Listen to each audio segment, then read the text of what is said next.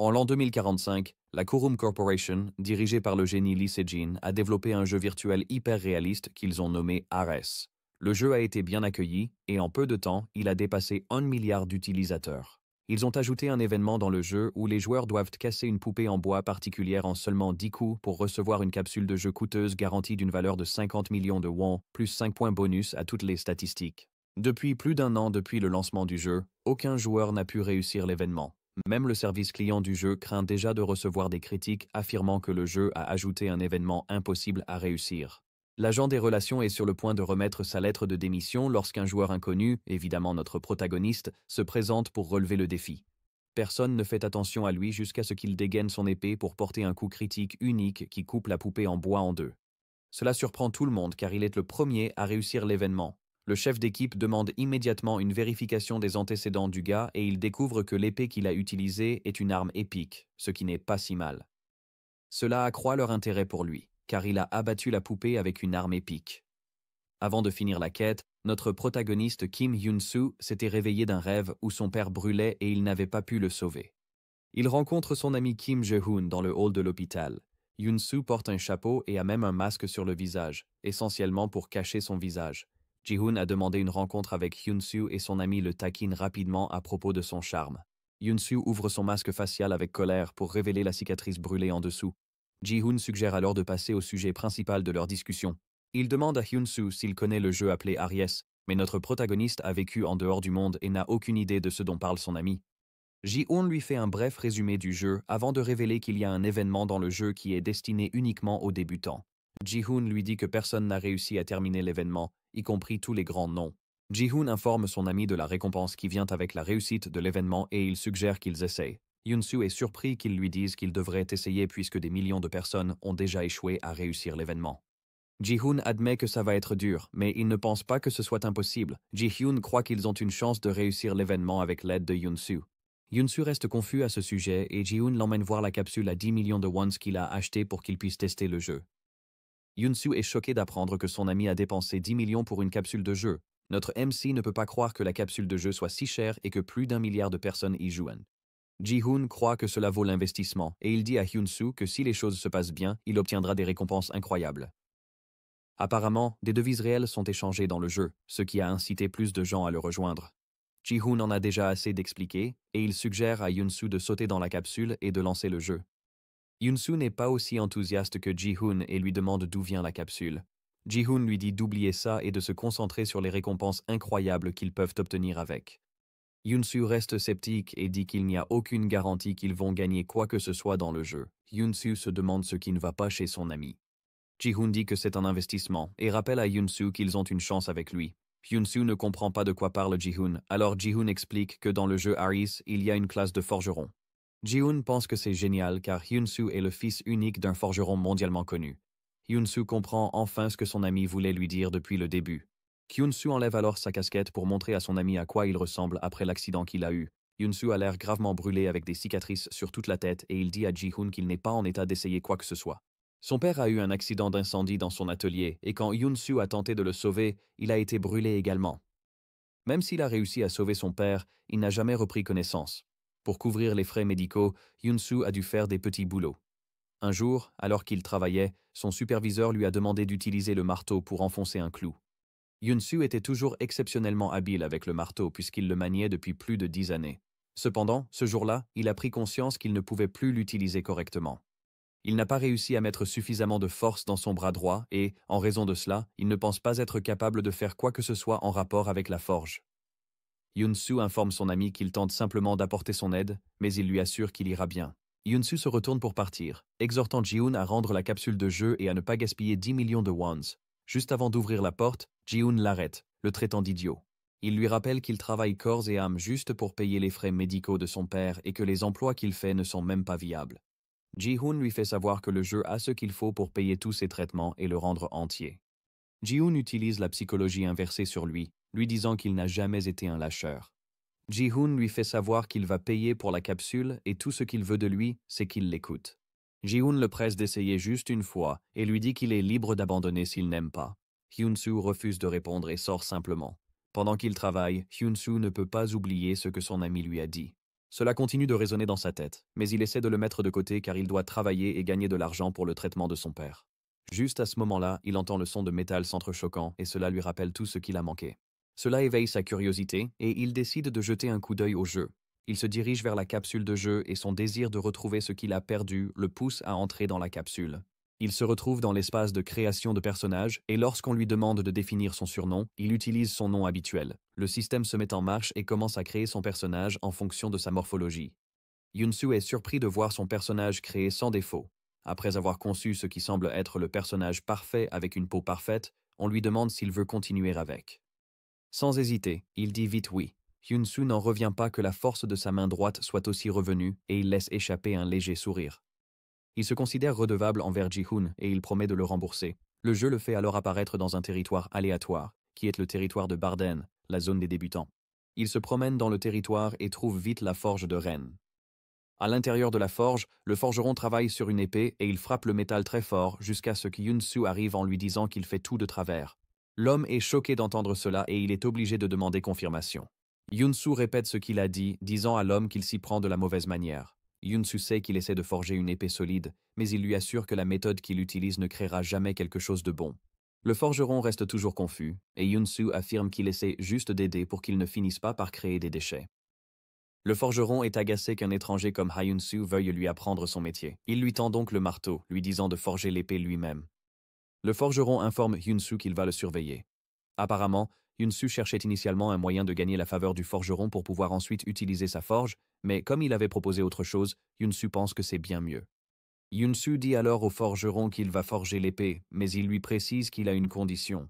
Le forgeron lui demande quelle est cette condition, et Yunsu révèle qu'il pourra garder l'épée qu'il forge. En contrepartie, Yunsu s'engage à démontrer au forgeron la manière de procéder. Le forgeron n'en revient absolument pas de l'assurance qu'affiche Yunsu, et il décide finalement d'accepter cette condition. Cependant, il lui fait savoir que s'il échoue à forger une épée de qualité, comme il le prétend, il y aura des conséquences. Sans aucune hésitation, Yunsu accepte cette proposition. Yunsu s'avance tranquillement vers la forge, et au moment précis où il se prépare à marteler le métal, il se rend compte que cela fait déjà 3 années qu'il n'a pas fait quelque chose de semblable. Néanmoins, il croit qu'il a encore ce qu'il faut en lui pour y arriver. Yunsu lève son marteau et commence à marteler le métal. À chaque coup, ses sens engourdis commencent à revenir à la vie. Yunsu se sent à nouveau vivant, ce qu'il n'avait pas ressenti depuis longtemps. Avec toute l'excitation du monde, il continue de marteler le métal. Pendant ce temps, le forgeron l'observe toujours, mais il ne croit pas que Yunsu puisse réussir parce qu'il n'est qu'un étranger. Cependant, sa perspective change quand il voit comment Yunsu bouge, réalisant qu'il l'a déjà fait avant. Bien qu'il ne pense pas qu'il ait les compétences professionnelles, il remarque bientôt que Yunsu sourit comme s'il appréciait tout le processus. Mais même avec cela, le forgeron ne pense pas que cela signifie quoi que ce soit. En peu de temps, le forgeron commence à se convaincre qu'il a peut-être perdu son temps. Soudain, Yunsu utilise une technique professionnelle qui implique le pliage, le réattachement, puis le raffinage de l'acier. C'est quelque chose qui enlève les impuretés, et le forgeron est choqué de ne jamais avoir pensé à cette méthode auparavant, qui est pourtant assez simple. Le forgeron ne veut toujours pas croire que Yunsu réussit et il utilise son talent d'évaluation. Il est choqué lorsqu'il réalise que l'acier est passé de la qualité D à la qualité C. Le forgeron est presque hors de lui en voyant cela. Il sait qu'il a déjà forgé de l'acier de qualité C auparavant, mais il n'a jamais vu une telle amélioration en si peu de temps. Le forgeron réalise finalement que Yunsu ne bluffe peut-être pas lorsqu'il affirme qu'il est talentueux. Cependant, il croit toujours qu'il a atteint sa limite car il n'y a aucun moyen qu'il puisse dépasser ce qu'il vient de voir. Il se convainc qu'il n'y a aucune chance que Yunsu soit meilleur que lui dans l'art de la forge. Le forgeron continue de regarder jusqu'à ce qu'il s'endorme. Lorsqu'il se réveille, il fait déjà jour, et à sa plus grande surprise, Yunsu est toujours à la forge. Il martèle encore l'acier de la même manière tout au long de la nuit. Lorsqu'il utilise son évaluation, le forgeron est choqué de voir qu'elle a été améliorée au niveau B. Le forgeron ne peut pas croire que Yunsu ait pu atteindre le niveau B, et avec ce qu'il voit, Yunsu n'est pas prêt de s'arrêter de sitôt.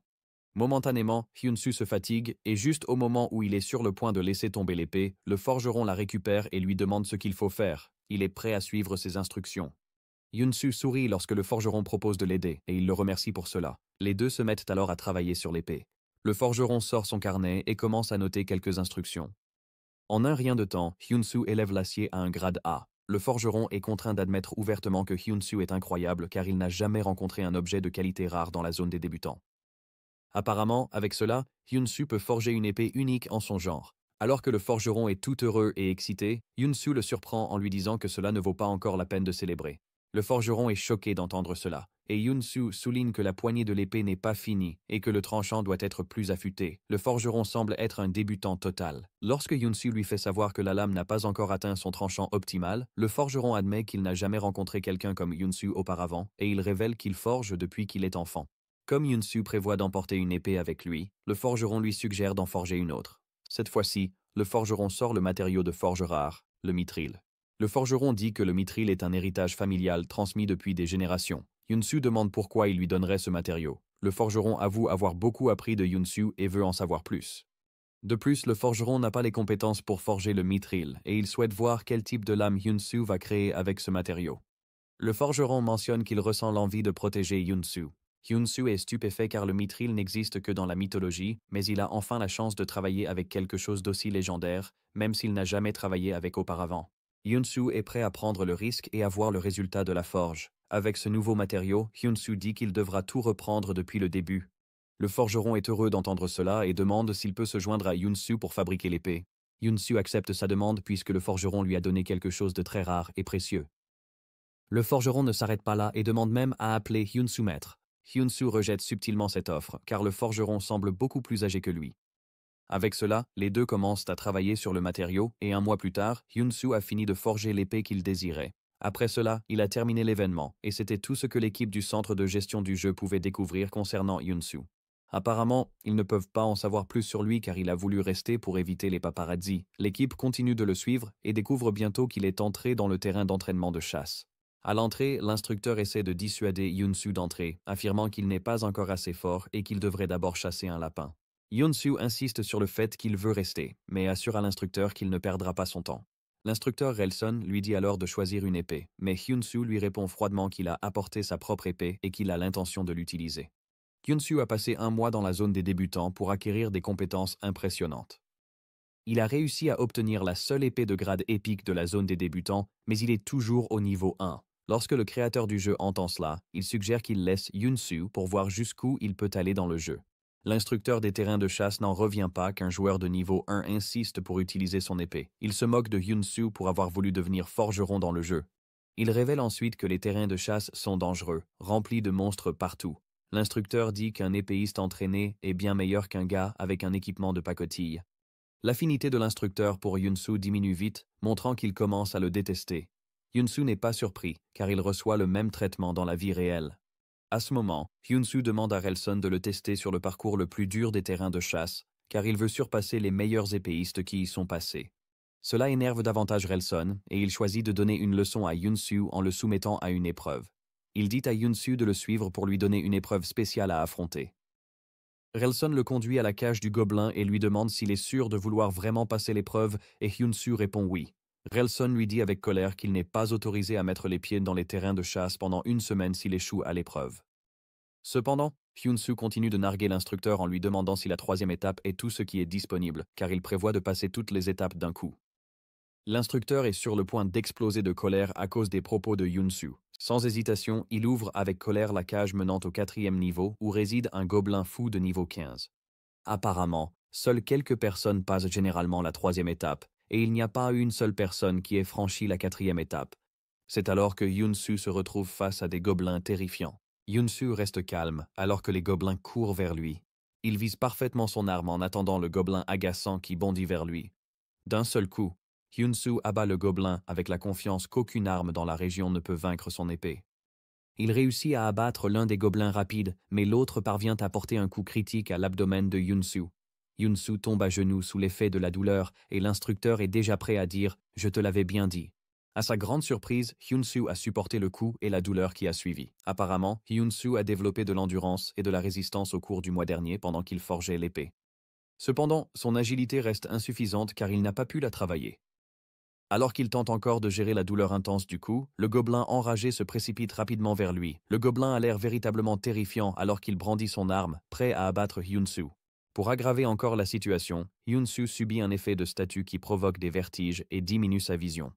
L'instructeur est véritablement impressionné que Yunsu ait tenu jusqu'à présent, mais il pense toujours que c'est réellement la fin pour lui. Yunsu se retrouve maintenant face à 2 gobelins. Au lieu de paniquer, Yunsu concentre toute son attention sur la confiance qu'il accorde à l'arme qu'il a personnellement créée. Yunsu se concentre sur tous ses sens, et juste au moment où les gobelins sont sur le point de le frapper, il les abat. Cela laisse tout le monde qui regarde, y compris le créateur, l'équipe de gestion et l'instructeur, dans une totale incrédulité. L'instructeur sourit et son humeur s'améliore lorsqu'il réalise que Yunsu a quelque chose d'unique. Relson pense que Yunsu a appris l'art de l'épée quelque part, mais Yunsu dit qu'on lui a juste appris qu'un forgeron doit savoir manier les armes qu'il crée. C'est à ce moment-là que Relson réalise enfin quel véritable forgeron il est, et en jugeant par les blessures et cicatrices sur son bras, il comprend que Yunsu n'est pas un novice. Relson doit s'excuser pour son comportement et son affinité atteint aussitôt le niveau maximum. À ce moment, Relson fait une offre absurde en demandant à Yunsu s'il veut devenir le Seigneur Fou. C'est une classe légendaire, et quand l'équipe de gestion entend cela, elle en perd presque la tête. Ils n'en reviennent pas que Yunsu ait reçu une offre pour une classe surpassant même l'épique Chevalier Fou. C'est clairement positif, mais une fois accepté, il n'y a pas de retour possible. Le Seigneur Fou est un être glorieux qui commande des centaines de chevaliers fous, considéré comme le protecteur du monde du jeu. Relson attend la réponse de Yunsu, car c'est une offre prestigieuse. À la surprise générale, Yunsu refuse en disant qu'il est forgeron, pas chevalier. Ceux en coulisses sourient à ces mots, et même l'instructeur est content de la réponse de Yunsu. Yunsu croyait sa vie de forgeron finie, mais le jeu a tout changé pour lui, et il ne veut pas abandonner sa vie de forgeron. À ce moment-là, l'instructeur lui remet une lettre de recommandation lui indiquant de se rendre au château du Seigneur, car une personne de haute importance l'y attend. Pour avoir passé la 4e étape, Relson lui offre l'armure rouillée et vieille de l'ancien Seigneur Fou. Même si l'armure est rouillée et vieille, Relson croit que Yunsu sera capable de la rajeunir et de lui redonner vie. Relson encourage Yunsu, lui disant de continuer à relever d'autres défis impossibles, car il est le seul à pouvoir le faire. L'équipe de gestion est heureuse que Yunsu ait échappé à une situation où il aurait pu perdre son potentiel. Apparemment, il existe une classe connue sous le nom de Dieu des forgerons, et c'est le niveau le plus élevé en matière de forgerons, et ils sont ravis que Yunsu soit toujours sur la voie pour y parvenir. Après avoir nettoyé le terrain d'entraînement, Yunsu est enfin envoyé au village pour débuter son vrai voyage dans le jeu. Cependant, avant d'atteindre la scène principale, il se déconnecte car il a aussi des choses à gérer dans la vie réelle. Yunsu est soulagé de s'acclimater déjà au jeu, mais simultanément son solde bancaire diminue progressivement. Il se rend compte qu'il doit couvrir les frais médicaux de son père ainsi que les dépenses de subsistance quotidiennes. Il reçoit un appel de Ji-hoon qui lui demande s'il a réussi à franchir le terrain d'entraînement car il a été très occupé par le travail. C'est pourquoi il ne s'est pas connecté depuis un moment. Yunsu dit oui, révélant qu'il a reçu une quête et qu'il est aussi arrivé au village du territoire. Ji-hoon est content et suggère à Yunsu de regarder la maison de vente aux enchères. C'est un lieu où il trouvera des éléments essentiels du jeu, comme de l'équipement et des objets vendus contre de l'or. Apparemment, 10 pièces d'or valent 10 000 won, et à cause du commerce d'argent réel, beaucoup le voient déjà comme leur vrai travail. Ji-hoon avoue que c'est la véritable raison pour laquelle il a attiré Yunsu dans le jeu. Ji-hoon confesse que depuis qu'il joue, il n'a jamais vu de sabre aussi incroyable que ceux que Yunsu et son père fabriquent. Ji-hoon est heureux que Yunsu ait enfin rejoint, car maintenant ils ont enfin une chance de commencer à vendre les meilleures épées sur le marché. Yunsu est reconnaissant pour ce que son ami a fait et il le remercie. Yunsu s'assoit ensuite pour manger beaucoup, car il aura besoin d'endurance pour fabriquer plein d'objets et les vendre pour de l'or. Ensuite, il se met à courir, résolu à faire en sorte que son père se réveille. Plus tard, Yunsu retourne dans le jeu. Il accède à la boutique d'enchères et doit entrer un nom pour y lister ses articles. Il la nomme la Forge de Hyun. Yunsu se retrouve soudain dans le ciel, à la Forge du Pouvoir. Le système l'informe qu'il peut maintenant accéder au tableau des enchères à tout moment et n'importe où, sauf pour son épée actuelle, le Lightbringer. Il n'a qu'une seule épée de test qu'il a fabriquée à la forge. Il vérifie les autres épées qui sont dans la catégorie des épées de test et il se rend compte qu'elles se vendent toutes au moins 70 pièces d'or, car il veut fabriquer des matériaux comme l'épée et son ami lui a conseillé de ne pas la vendre à un prix trop bas. Il décide de fixer le prix demandé à 100 pièces d'or. Yunsu met l'épée sur le marché et espère le meilleur. Il appelle l'épée la première épée de Hyun et les joueurs cherchant à acheter une épée reçoivent bientôt une notification à propos de l'épée. Les joueurs sont stupéfaits que Yunsu ait fabriqué l'épée alors qu'il n'en avait pas reçu une, en raison de l'impressionnante qualité de l'épée. Les enchères continuent de monter à la guilde du bouclier d'or. Ils découvrent l'épée avec une option d'amélioration. Le vice-maître de la guilde n'est pas d'abord impressionné, affirmant que les taux d'amélioration sont élevés avec des matériaux de bas niveau. Il croit que Yunsu a économisé des coûts en utilisant le même niveau de matériaux. Le vice-maître admet que Yunsu est assez sage d'avoir donné au sabre un nom qui est le premier sabre. C'est alors qu'ils réalisent que leur position s'améliorera s'ils sont les premiers à acheter l'épée de Yunsu. Sans hésitation, l'un des membres de la guilde blâme passe à l'action et achète l'épée. Pendant ce temps, Yunsu s'inquiète toujours que l'épée puisse être vendue. Lorsqu'il reçoit la notification que son épée a été achetée, Yunsu est choqué de le voir, et lorsqu'il vérifie les journaux des aventuriers, il se rend compte que son épée a été vendue pour plus de 1000 pièces d'or. Yunsu est sur le point de perdre la tête car 1000 pièces d'or représentent à peu près 1 million de wons dans le monde extérieur. Yunsu sourit comme un enfant et réalise qu'il a peut-être enfin touché le jackpot. Il vérifie qui a acheté l'épée, et il s'avère que c'est la guilde du bouclier d'or. Yunsu reçoit un message de Blam lui disant qu'il est de la guilde du bouclier d'or. Blam lui fait savoir qu'il est libre de venir à tout moment car ils sont intéressés par des talents comme le sien. En gros, il lui propose un contrat de vente exclusif ou une adhésion à la guilde s'il le souhaite. Apparemment, c'est une guilde de forgerons et ils ont plus de 780 000 abonnés. Ji-hoon lui a dit une fois qu'il est plus difficile d'avoir des abonnés que de monter en niveau, car plus de joueurs signifie plus de profit. Hyunsu vérifie les abonnés de sa forge et se rend compte qu'ils sont 82, mais il continue de recevoir des demandes de plusieurs autres guildes. En gros, les forgerons sont plus importants dans le jeu que dans le monde réel. Après tout, le jeu a besoin de forgerons compétents pour créer des armes, équipements et autres objets. Même avec toutes les offres tentantes, Hyunsu pense qu'il n'est pas encore approprié de rejoindre une guilde. Il n'a même pas montré la moitié de ses compétences. Et pour progresser davantage, il se dirige vers le manoir du seigneur. Pendant ce temps, le seigneur Barnes essaie de restaurer un objet important et l'un de ses sujets lui dit qu'ils ne peuvent obtenir un restaurateur compétent qu'à la capitale.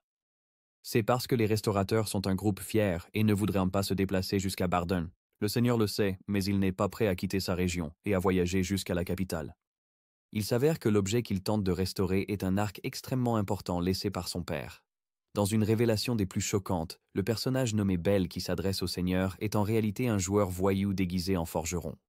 Il essaie de gagner la confiance de Barnes depuis plus d'une semaine et cela commence enfin à fonctionner. Bell dit à Barnes qu'il est prêt à l'aider à emmener l'arc à la capitale pour le restaurer à son état parfait. À ce moment-là, Hyunsu entre dans la pièce, ruinant finalement son plan en disant à Barnes que l'arc peut être restauré dans le territoire. Barnes est choqué d'entendre cela et il informe Hyunsu que l'arc est déjà brûlé et gravement endommagé. Barnes est curieux de savoir qui est Hyunsu et il demande à ses gardes.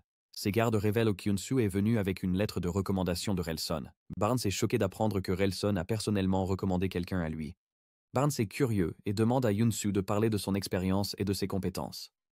Hyunsu répond qu'il est encore un joueur de niveau 1 et que pour sa classe, il est sans emploi. Bell entend cela et s'immisce dans la conversation, disant que Hyunsu n'est rien d'autre qu'un déchet.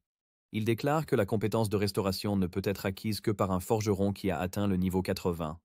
Bell hurle à Hyunsu de ne pas s'immiscer dans l'affaire qu'il a déjà organisée. Hyunsu prend enfin la parole et dit à Bell qu'il se trompe sur le type d'arc dont il s'agit. Il lui dit que c'est un arc composite, pas un arc recourbé. Bell est perdu en entendant cela, et Hyunsu informe le seigneur qu'il a déjà l'histoire de ce qui est arrivé à l'arc. Apparemment, l'arc a été donné au père de Barnes par un étranger et c'était quelque chose que personne n'avait jamais vu auparavant. Avant que Hyunsu ne puisse continuer, Barnes l'interrompt, lui disant qu'il a perdu patience avec les étrangers. En donnant une leçon sur l'héritage familial, Hyunsu souligne finalement que l'arc a peut-être été donné à son père par un étranger, mais qu'il a été fabriqué sur le territoire. Hyunsu dit qu'il a vu un dessin de buffle sur le mur en entrant et, dans son monde, les cornes de buffle sont des matériaux spéciaux. Cependant, il a remarqué quelque chose d'inhabituel avec l'arc.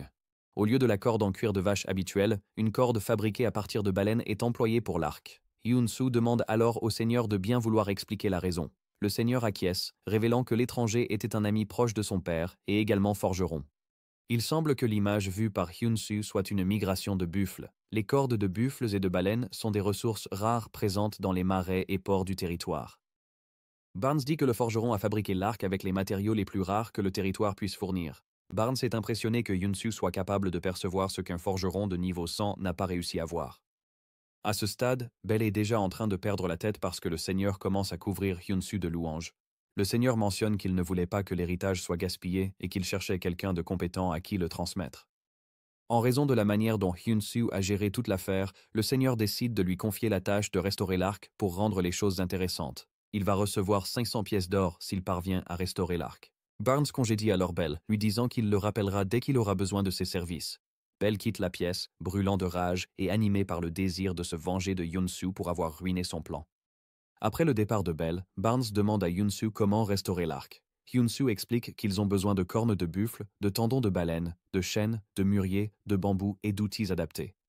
Après avoir identifié tout ce qu'il faut, Hyunsu obtient la méthode pour restaurer l'arc. Le système l'avertit que les objets seront détruits si la restauration est sous 70%.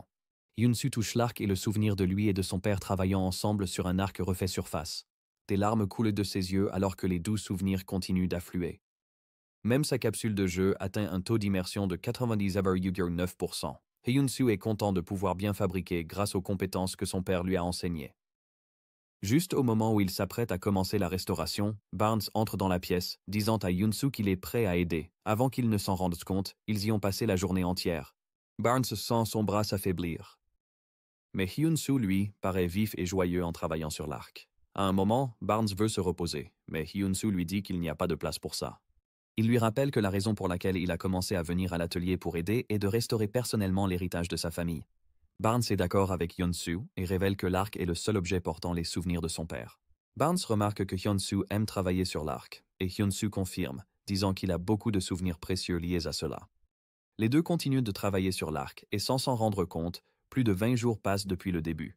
Enfin, ils atteignent le dernier jour et parviennent à restaurer complètement l'arc en corne du tireur d'élite. Le système affiche les statistiques incroyables de l'arc, et il s'avère qu'il a été plus raffiné que l'original. Ainsi, un mystérieux étranger a de nouveau offert un arc à la famille du Seigneur, et Barnes sait pertinemment que son père va être fier. Ils emmènent l'arc à l'extérieur et Hyun-soo demande à Barnes de tester l'arc pour voir s'il a la même sensation que dans ses souvenirs. Barnes tire avec l'arc et il libère tellement d'aura qu'il détruit la cible. Barnes dit à Hyun-soo que cela ne lui semble pas pareil, et Hyun-soo craint qu'il ne le dise négativement. Cependant, Barnes dissipe le malentendu avec un sourire éclatant, affirmant que l'arc est bien meilleur qu'avant. Avec cela, Hyun-soo termine la quête de restauration de l'arc, avec un résultat qui dépasse 100%. En conséquence, son intimité avec Barnes atteint le niveau maximum. Hyun-soo pousse un soupir de soulagement que tout se soit si bien passé. Barnes remercie Hyun-soo car il peut enfin retourner à son devoir. Barnes mentionne ensuite que la récompense promise de 500 pièces d'or est trop petite et, pour cette raison, il l'augmente à 2000 pièces d'or. En plus de cela, il donne à Hyun-soo un accès gratuit à la forge. Hyun-soo est stupéfait lorsqu'il entend que cela représente suffisamment d'argent pour lui en monnaie réelle. Alors qu'il est encore en train de célébrer, Barnes lui demande s'il est intéressé par l'apprentissage de l'escrime. Barnes révèle qu'avant de devenir le seigneur des terres, il était un épéiste, et son art de l'épée est l'art secret qui a maîtrisé les vagues infinies de monstres et apporté la stabilité au territoire. Barnes admet que Hyun-soo est un forgeron digne et compétent, mais il voit également un autre grand potentiel en lui, qui est le talent d'un épéiste. Il a initialement lu cela dans la lettre de recommandation de Ralston, mais il a réussi à le confirmer grâce à l'incroyable démonstration de force qu'il a montrée. Pour cette raison, Barnes est prêt à partager son savoir en escrime avec Hyun-soo. Le système affiche alors la quête de compétences pour que Hyun-soo la voie. Apparemment, l'art de l'épée suprême est un art de l'épée de grade B, et Hyun-soo va atteindre 80% de maîtrise. Après l'entraînement, Barnes informe Hyun-soo qu'il va suivre un entraînement intensif, tout comme il l'a fait lorsqu'ils étaient à l'atelier. Un mois après cela, Hyun-soo a travaillé sur un gakgung pour son usage personnel. De plus, il a également travaillé à la restauration de l'armure rouillée du monarque fou. En outre, il s'est entraîné comme un fou aux côtés de Barnes. Il a réussi à terminer l'entraînement d'art de l'épée primordiale et Barnes lui a demandé s'il était enfin prêt à partir. Hyun-soo répond oui en remerciant Barnes car il l'a aidé à finaliser toutes ses préparations. Barnes lui demande alors quel est son prochain plan et il révèle qu'il envisage de trouver un nouvel emploi. Hyun-soo porte maintenant l'armure restaurée et brillante du Mad Lord. Barnes lui assure qu'il est libre de passer à tout moment s'il a besoin d'aide. Hyun-soo est satisfait de l'équipement qu'il a fabriqué pour lui-même, car il va compenser ses faibles statistiques. Pour l'aider avec ses frais de vie, il a créé des arcs rares et les a mis en vente aux enchères. Cette fois, il nomme l'arc le second arc de Hyun. Il se demande combien l'arc se vendra cette fois. En gros, l'arc est fait de matériaux rares et pourrait ne plus jamais réapparaître. Le maître de la guilde du bouclier d'or, Run, apprend bientôt l'existence de l'arc et réalise que Hyun-soo a créé quelque chose d'incroyablement exceptionnel. Hyun-soo a pu créer cet incroyable arc avec des matériaux de qualité inférieure. Il paraît qu'il y a un dicton disant que le jeu donne souvent aux joueurs un emploi, une compétence ou un titre qui leur va bien. Ils agissent de manière impressionnante. L'IA du jeu, Rune, en conclut alors que Hyun-soo est un forgeron légendaire, comme le forgeron numéro 1, Smith. Quand l'enchère finale est arrivée, l'arc s'est vendu pour plus de 2000 pièces d'or, ce qui a choqué Hyun-soo. Il n'en revient pas que des gens soient prêts à payer autant pour un arc. En plus de cela, il a amassé plus de 3000 abonnés. Avec l'arrivée des abonnés viennent des centaines de demandes de guildes et de fabrication auxquelles Hyun-soo ne peut même pas faire face. Après les ventes, Hyun-soo se prépare à aller dans la terre sacrée des forgerons, aussi appelée Tour des forgerons. Momentanément, il arrive à la majestueuse tour du forgeron et Hyun-soo est époustouflé par le design. Il arrive à l'entrée pour trouver un cadenas géant avec un sceau sur la porte et il commence à se demander comment il est censé entrer dans la tour. Le système l'informe qu'il doit frapper le sceau avec une épée forgée dans la forge magique avant de faire quoi que ce soit. Hyun-soo examine le cadenas et réalise qu'il s'agit d'une roche, plus précisément d'une roche ignée. Hyun-soo se demande encore où se trouve la forge magique lorsqu'il est soudainement téléporté dans la forge. Le système l'informe qu'il est en droit de recevoir une formation pour fabriquer l'épée dont il a besoin pour le test. De plus, des matériaux et outils lui sont fournis sans limite.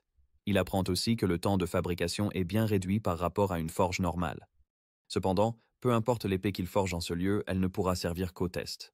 Hansu se questionne sur ce que ce test implique réellement. Il ignore si cela concerne spécifiquement la forge ou bien autre chose. Pendant ce temps, le maître de la tour, Deng, est déjà convaincu que plus personne ne s'intéresse à la forge par passion. Deng a renoncé à voir des gens qui aiment la forge pour ce qu'elle est vraiment, et il accorde simplement le titre de forgeron à quiconque le souhaite. Puisque les gens veulent juste le titre pour des raisons égoïstes, Deng est presque sûr que personne ne sera jamais capable de trancher la pierre du plafond. Pendant ce temps, Hyun-soo a décidé quelle épée il allait forger et il a choisi l'épée de Damas. C'est une épée qui ne peut être forgée que par les forgerons de plus haut niveau. Puisque tous les matériaux sont à sa disposition, Hyun-soo veut essayer. Il se souvient que son père lui avait dit qu'une épée a en réalité ce qu'il faut pour couper une épée, et il lui avait appris à le faire à l'époque. Hyun-soo est confiant qu'il devrait pouvoir réussir la mission aussi. Il se considère chanceux car tout ce dont il a besoin est à sa disposition et même le temps de fabrication a été réduit. Hyun-soo sourit d'excitation car il s'apprête à travailler sur une épée comme il le souhaite, ce qui n'est pas arrivé depuis un moment.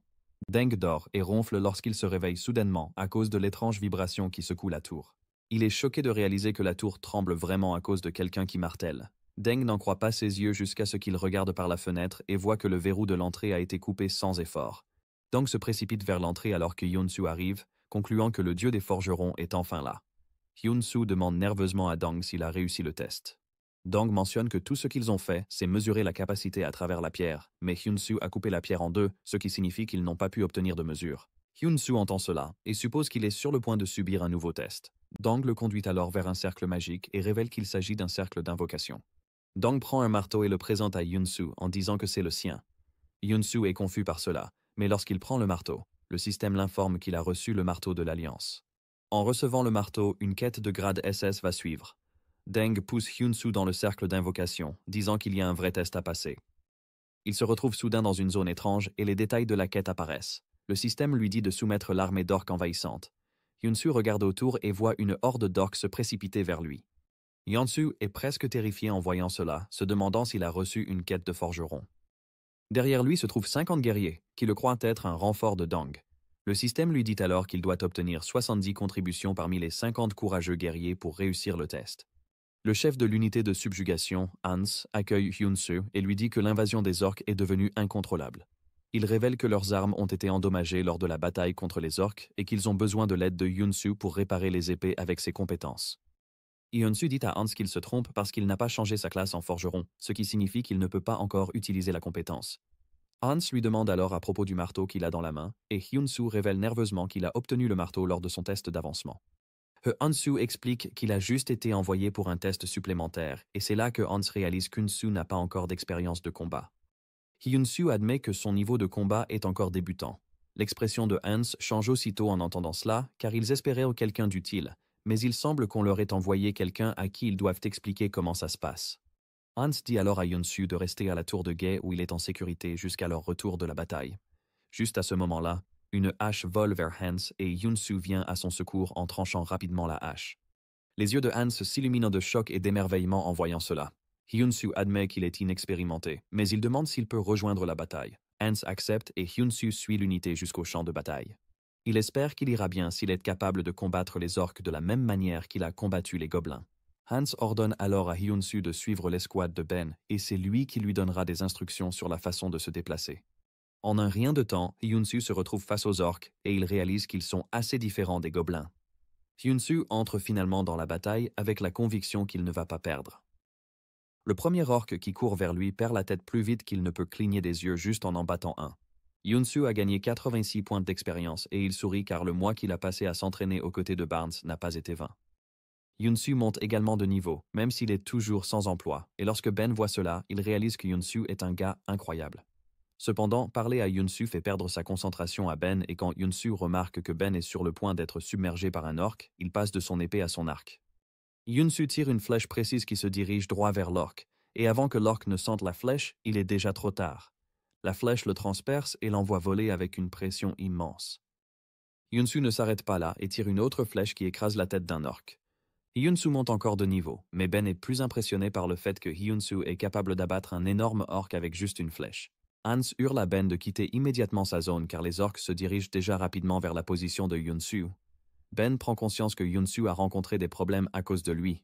Ben craint que Hyunsu ne soit sur le point de mourir à cause de lui, mais Hyunsu passe immédiatement de son arc à son épée Lightbringer. En utilisant le Lightbringer, il active la compétence Flurry qui élimine sans distinction tous les ennemis dans un rayon de 10 mètres. L'épée entre en action et Hyunsu tranche facilement les orques qui l'ont entouré. Il monte également de niveau grâce à cela et parvient à atteindre une contribution de 19%. Voyant cela, Hans est persuadé qu'ils vont pouvoir remporter la guerre tant qu'ils ont Hyunsu à leur côté. Hans s'exclame alors pour que ses soldats puissent l'entendre distinctement et leur annonce qu'ils ont enfin une véritable chance de vaincre l'unité des orques, ce qu'ils n'ont jamais réussi à accomplir dans le passé. Alors que le combat continue, le moral de l'escouade augmente également, et Hyunsu se voit déjà comme un membre de l'unité. Hyunsu continue de se battre, et lorsqu'il atteint 20% de contribution, il se rend compte que sa contribution progresse un peu plus lentement. À ce moment-là, le système l'informe qu'il vainque les orques plus rapidement que tout le monde, et grâce à cela, il a débloqué un autre chapitre qui n'a jamais été ouvert auparavant. Momentanément, il rencontre un guerrier orc de niveau 51. Lorsque Hans voit cela, il devient inquiet et ordonne immédiatement à ses hommes de cesser d'avancer. Il s'avère qu'ils ont essayé plusieurs fois, mais ils n'ont jamais réussi à vaincre le guerrier orc. Cependant, les choses ne s'annoncent pas bien pour eux car ils sont déjà entourés par les orques. Hans craint que son excès de zèle ne l'ait conduit profondément en territoire ennemi. Juste à ce moment-là, Ben encourage les guerriers, leur disant qu'ils vont vaincre les orques. Hans est d'accord avec lui car ils en ont assez d'être tyrannisés par les orques. Hans reste sur une colline et il remarque que l'équipe se précipite pour attaquer les orques. Il décide de les couvrir. Utilisant son arc depuis sa position, il tire une flèche sur le guerrier orc, visant directement sa tête, mais la flèche rebondit sur le casque de l'orc. En voyant cela, l'équipe réalise qu'elle pourrait devoir se retirer pour réorganiser sa stratégie. Cependant, Hans fait un geste audacieux pour attaquer le guerrier orc, ce qui lui coûte sa main habile. Hans se retrouve à la merci de l'orc, et Hyunsu arrive en courant par derrière en criant son nom, espérant qu'il reste en vie. En peu de temps, ils se retrouvent entourés par les orcs. Hans est gravement blessé, mais il est en sécurité avec les soldats. Hyunsu a tout essayé, mais il n'arrive pas à percer le guerrier orc. Il se rend compte que les pertes vont continuer à augmenter, et il ordonne immédiatement aux soldats de former une position défensive afin qu'ils puissent se replier vers la forêt derrière eux. Il assure aux soldats qu'il va les suivre ensuite. Ben réitère alors l'ordre à ses camarades, leur disant qu'ils doivent mettre le capitaine en sécurité afin qu'ils puissent se regrouper. Les soldats courent alors dans la forêt, mais Ben reste en arrière pour dire à Hyunsu qu'ils ne pourront pas courir très vite dans la forêt. Ben dit que cette décision ne leur donnera qu'un peu de temps. Hyunsu réalise qu'il lui faut juste 5 minutes et demande à Ben si lui et les soldats peuvent tenir ce temps. Ben assure à Hyunsu qu'ils peuvent tenir 5 minutes comme demandé. Hyunsu prend alors le temps de réfléchir à l'armure de l'orc. Il ne veut pas croire qu'elle est trop résistante pour que les flèches puissent la traverser. Hyunsu s'équipe ensuite du marteau de Dong, qui s'avère être un objet épique. Le marteau réduit pratiquement le temps de fabrication, et pendant que Ben et les soldats restants se battent avec les orques, Hyunsu prépare quelque chose de sympa. Même s'ils sont fatigués de combattre les orques, Ben et son équipe sont prêts à tenir jusqu'à ce que Hyunsu soit prêt. Ben saigne de partout, mais il continue à avancer en se disant qu'ils n'ont qu'à attendre 5 minutes. À ce moment-là, Ben se retrouve en présence du guerrier orc, et alors qu'il est sur le point d'être tué, un puissant projectile arrive en direction du guerrier orc. Le projectile frappe le guerrier orc avec une telle force qu'il brise son armure et traverse proprement son corps. Le sang se répand partout, laissant Ben perplexe. Il se retourne et voit Hyunsu debout au loin, avec une aura puissante tourbillonnant autour de lui. Hyunsu vise une autre série de projectiles sur le guerrier orc, et cette fois, le projectile fracasse sa tête, le faisant s'effondrer. Ben est complètement stupéfait en voyant cela, et lorsqu'il regarde de plus près, il se rend compte que Hyunsu a équipé un autre objet sur son arc. Hyunsu a équipé un objet appelé Flèche rapide, qui offre 70% de pénétration et 60% de vitesse de flèche. C'est une flèche courte, mais elle vole plus vite que n'importe quelle autre et a assez de puissance pour briser une pierre. Hyunsu peut l'utiliser grâce au tube ingénieux qu'il a fabriqué en bambou. Hyunsu ne s'arrête pas dans son attaque, et lorsque les soldats réalisent que le guerrier orc est de nouveau sur pied avec l'intention de se battre, les soldats sont également motivés à combattre pour gagner du temps à Hyunsu.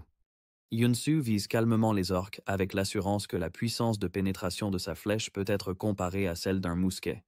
Il tire une autre flèche et cette fois, il tranche le cou du guerrier orc, le terrassant finalement. Yunsu reçoit enfin la notification qu'il a vaincu le guerrier orc. Ensuite, Yunsu reçoit une multitude de notifications concernant sa montée de niveau. Parce qu'il a tué un guerrier orc, il reçoit le titre de tueur d'orques, ce qui augmente son pouvoir d'attaque contre les orques de 15% pour rendre cela encore plus agréable. Les orques redouteront sa présence. L'autre guerrier orc ressent la puissance effrayante qui a tué son ami et lâche aussitôt son arme pour fuir.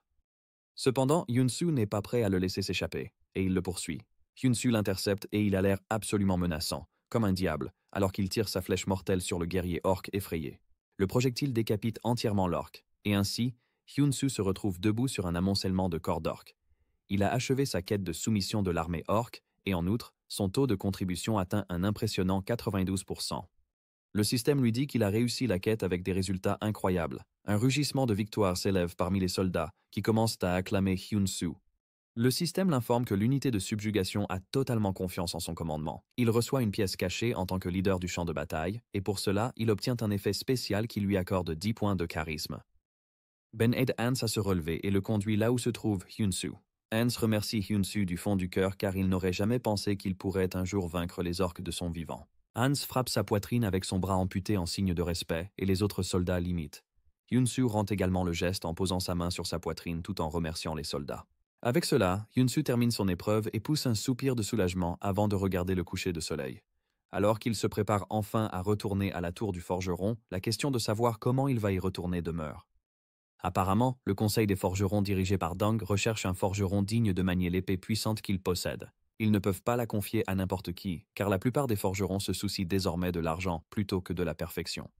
Pourtant, ils croyaient à la prophétie qu'un héritier du dieu des forgerons viendrait redonner prospérité au clan. Deng pense avoir trouvé cette personne, c'est pourquoi il a réuni les autres seigneurs forgerons à la tour centrale. Coulson, le seigneur de la tour des forgerons d'Arc, n'est pas d'accord avec la décision de Deng de donner l'épée à un étranger. Deng dit alors à Coulson que Yunsu a déjà rempli la condition qu'ils avaient fixée pour que l'épée soit remise. En plus de cela, Yunsu n'a pas encore choisi sa profession, mais il a pu diriger des soldats et, grâce à ses compétences de forgeron, il a anéanti les guerriers orques. Quand les autres seigneurs entendent cela, ils sont curieux car ils ne croient pas qu'une personne sans classe ait pu accomplir un tel exploit. Dang souligne que la prophétie disait que le successeur du dieu des forgerons sera plus fort que quiconque, et Dang croit que l'épée fournira la réponse finale qu'il recherche. À ce moment-là, le majordome informe Deng que Yunsu est arrivé dans le hall, et Deng ordonne qu'on le fasse entrer. Yunsu pousse la porte et Deng lui dit qu'il a réussi l'épreuve, ce qui lui donne le droit d'entrer dans le sanctuaire du forgeron. En plus de cela, il a également gagné le droit de défier l'épée de la prophétie laissée par le dieu des forgerons. Deng lui fait savoir qu'ils vont tout savoir au moment où il saisira l'épée, et après cela, il va recevoir une grande récompense. Yunsu se demande si la récompense sera une classe légendaire, puisqu'il a récemment terminé une quête de rang SS. À ce moment-là, l'un des seigneurs le félicite pour son excellent travail, lui disant qu'il a bien fait de fabriquer les flèches rapides dans un moment aussi critique.